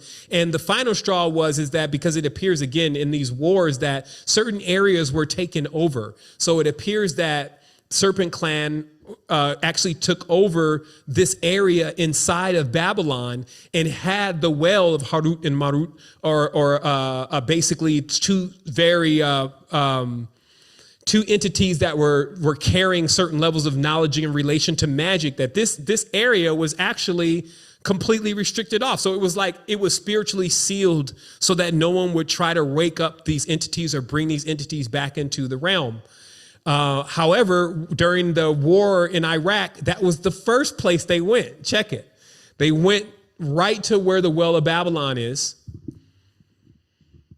And they went there and they put the tents and the tarps and all the stuff on it, and nobody knows what was going on in there. But obviously we know it's evocation time, because you'll still get somebody like Grimes who has that ability of money, power. And I'm not saying Grimes specifically, because I don't even think that thing has that much power. But I'm saying that you'll find someone in there that's still connected. I'm Sargon's great grandson, and I feel it coursing through my veins. We're going to excavate all of the ancient sacrificial temple, and then we're going to go and do a ritual there. You see, so this is what they get up to. And why that may just blow your mind, the thing about the damned, meaning that you still have a gift, you have a shine, you have a light. These beings still light. They live in vortexes. You see? So you have something that they want. Like somebody always says, so what's the end game? You have something they want, and you need to protect that. And you have like a holiest of holies with yourself, meaning your body is set up like Solomon's temple. So you have a great recessed and holiest of holies inside of your consciousness that will try to defend you and will try to keep anything from getting into it. But as in the real words of the Mashiach, said that in the time that when Dajjal or DJ would be on the land before the 12 or the Mahdi returns, that it would not be something that could be fought anymore by adepts, meaning that in certain tenses, there were people who had power that could fight these beings and keep these beings away from villages and families. But they said that the reason why this would be the time of a greater test was because it would be in people's minds. And so something like a spiritual master can very seldom enter into your mind and fight something for you. The only thing that we could do is give you all the knowledge and the wisdom and the strength to be able to defend yourself and to be able to set back up your fortress. You see what I mean? So, that's what we got going on. So that was, I guess that, That was the last one. I'm gonna, cause I can, I get into this, but sometimes I do find myself after I'm done, like, oh man, that was still 3 hours. So what I'm gonna do now is I'm just gonna to have this time and have this moment with you to say that this has been incredible. It's been incredible for me to know such great beings through feeling. Like some may say, well, I'm just on this other side. You don't really know me, blah, blah, blah. But that's not how I got to know things in the first place. It was always a vibration. It was always a frequency that kept me into this and really gave me the encouragement to keep going. And I went in. Like we can all say that the proof is in the pudding. It's there. The magnum opus, whatever you want to call it, the great work. Everything disclosed, nothing left out, from the diets to the different beings in the space and to all of this. I can actually really say that I did my best. And there's for sure things that I would love to see. I would love to see a book that completely breaks down the code through the language and finally is able to extract the entire story and relate it to everything. And to know, even when it's dock, that's because they dock, their boats, that you would be able to disclose the whole story of the entire language. That's a big task. And, it may be for another being, moving through and may hear this and be inspired to do it. I would love us to finally isolate in our world. How is it that we keep fueling our own destruction? I would love to know, who are these people on this plane and what do they own, so that I can remove myself from supporting them. You can also know still, if you didn't want to do all that research, that YouTube would probably be involved. So there would have to be a day that I would have to leave the space. There would have to be a day that I would have to remove my stuff from this so that I would no longer be giving it anything. The views, I never had monetization, and they still monetize on something. They still see commercials, on myself at least. And it's just like, I don't want to at all be a part of anything that is not propelling my level of awareness and my connection with everything that's around me, that's in that harmonic vibration. And I know that maturity is going to come, and maturity has to be when we finally get to a stage of sovereignty where we no longer have to be offered or accept anything from this force. And I'm still some ways from that. Like if they turn off the computer tomorrow, I'm going to have problems with PayPal, you see, or the Papal, right? And to me, that needs to be corrected. And I was also going to tell the tribe this on the 24th, but we have tribe eyes every Friday. At starting of the new year, it's going to actually be, it's 22 right now. At starting at the new year, it's going to actually be every other Friday. And this is because if I can get more wind, I feel like that I could actually do more. I could find these people that maybe could help us. I could help us more. I could build certain things that would be temples for high vibrational frequencies. I could do those things, but it's impossible for me to do those things and all the other stuff with this not only level of resource, but this amount of responsibility to have to come into the space and to really be exact with what comes forward. But I also realize that, as I said before, the mathematician wrote the math book. So everything is there. Like I can't think, we've covered things sometimes several times. So it is also a good opportunity to actually to go to the next stage, to bring it to the next stage. I was looking for words. You'd like to evolve. Nah, we're not evil. To scale. We're not reptiles. You know what I mean? So it's tricky dancing around this framework, but it can be done. And I want to be available as much as possible to be a factor in this future that's unfolding, and to still be able to create solutions despite the problems that are going to come, right? The world is subject to decay. It has empathy, or it has a wobble. So there's always going to be things that actually need some restoration. Maintenance. Like in my life right now, the biggest thing is the maintenance. We created a lot. We created so many things, like having a lot of kids. Now you got to raise them. Now they got to grow up. So you don't want to go have no more kids, right? So this is really like an interesting thing because I'm experiencing this in my life. and in real time. And I'm actually conscious enough and clear enough to come here and to talk to you about it. And so you can understand that I'm here too. I'm going through this too, because I know you're experiencing these same things. And in these ways, that's how we have resonance. So let this resonance continuously grow. Let us continue to expand. Let us be there for the beloved and those who are seeing themselves ready to expand and may not just have that wisdom for it really to click to them why it's so important that they use this power of choice to guide their ship in this time and to go through these waters of troubles, but actually to be that big tugboat, that big bearing that actually comes through made of steel that is able to pull these balsa wood shipwreck boats from their catastrophe, these wicker built boats, and all these people who actually were really aspiring to learn something, to be connected to something, people who were neglected and to fell into the wrong things, people who were just abandoned and left DNA and genes that were destroyed and obliterated, that surely we can't expect and imagine that who we are is not capable of actually becoming greater than those things and rectifying those things. Like surely we cannot bow out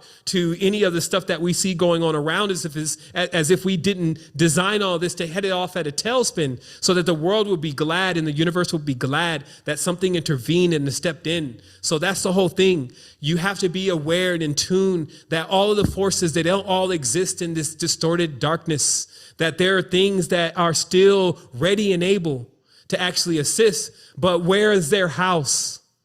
Where are they supposed to go? If you cannot maintain who you are and you cannot keep your vibratory frequency on a certain level, you would be like a prison for them. They would be sorry inside of your mind of fear. So they cannot enter. So there's a real thing here. We have DNA. Our DNA is a legacy. It's a lineage. And despite all the things that it has go on, it has made many of us much more stronger. We have to remember that in these times and hold the line as a term. Hold the line. You know, in a battle, you know, if you let the line slip, everybody behind us, all the reinforcements coming in, everybody is going to take a hit. So hold the line when they're telling you, oh, you got to do this. Oh, you got to do that. Take this, take that, put this in your body. Like I see bots hitting me up inside of Twitter saying, I'm on the third jab. And this is exactly why I can tell you that it works, because I only got sick for 3 days. And I'm like, look, based on the terms that are being used, if something like this was working, you wouldn't be sick at all. Therapies, that term that they use, I refuse to use it. That term means that if I took one of those things and it was supposed to help me against polio, I shouldn't catch mild polio. That's not how it works. Those are therapeutics do that. You would catch it and then it would heal you, but not that next level. So I refuse to be a part of this. And I know, again, some of our brothers and sisters, like, I don't want to put you into a position where you feel condemned, like maybe you had to do it. I want you to understand, like, still seek help for yourself all the way around. Get your diatomaceous earth, get your bitter wormwood, like get your water together, actually really come back into space. And if you took that L for one time, like that moment where they thresholded you in the reality and literally said, you cannot buy or sell without this, just know that that may be a warning for you, that you do need to become more proactive about discovering your uniqueness, because your uniqueness is really your fruit on your tree. And I don't care how old you are, you have something. You have something that will be cherished amongst others and will make you have wealth beyond what people can see externally.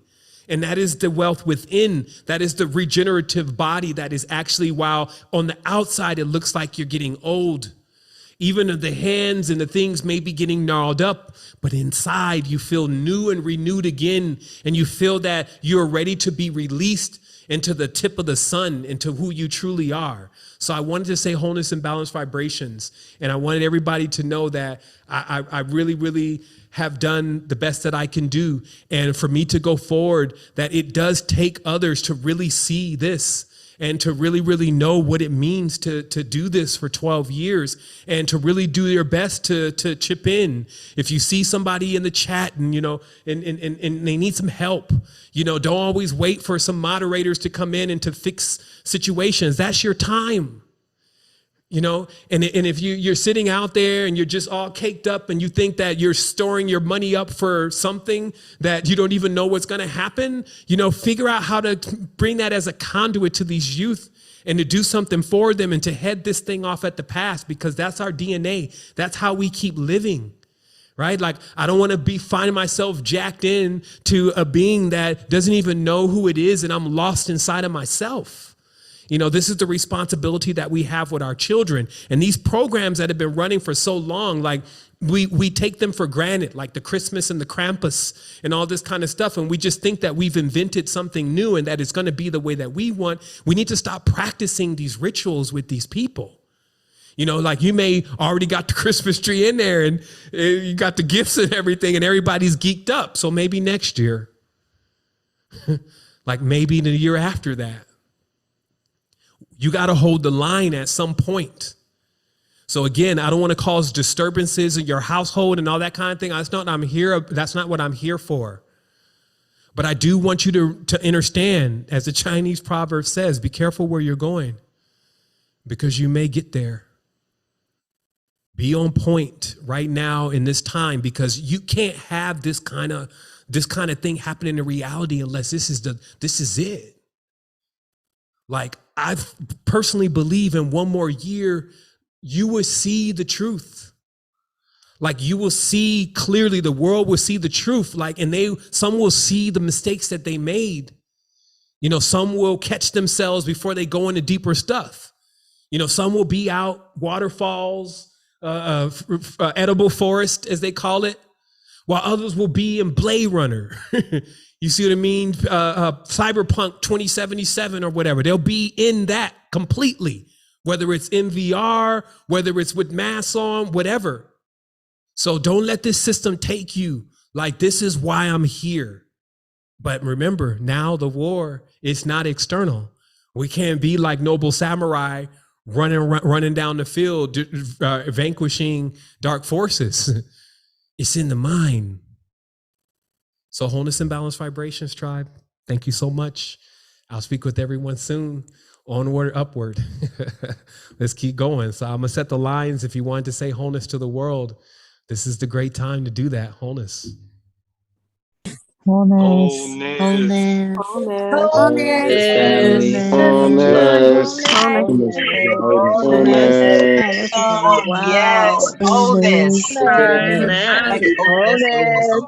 Wholeness. So much love. Vibrations. Love you, brother. Wholeness. So much love. Thank you so much. Wholeness and balanced vibrations, family. Definitely. Wholeness, beautiful family. Wholeness, fam. Wholeness to the tribe. Wholeness. Wholeness for tribe. Aho. Aho. I think.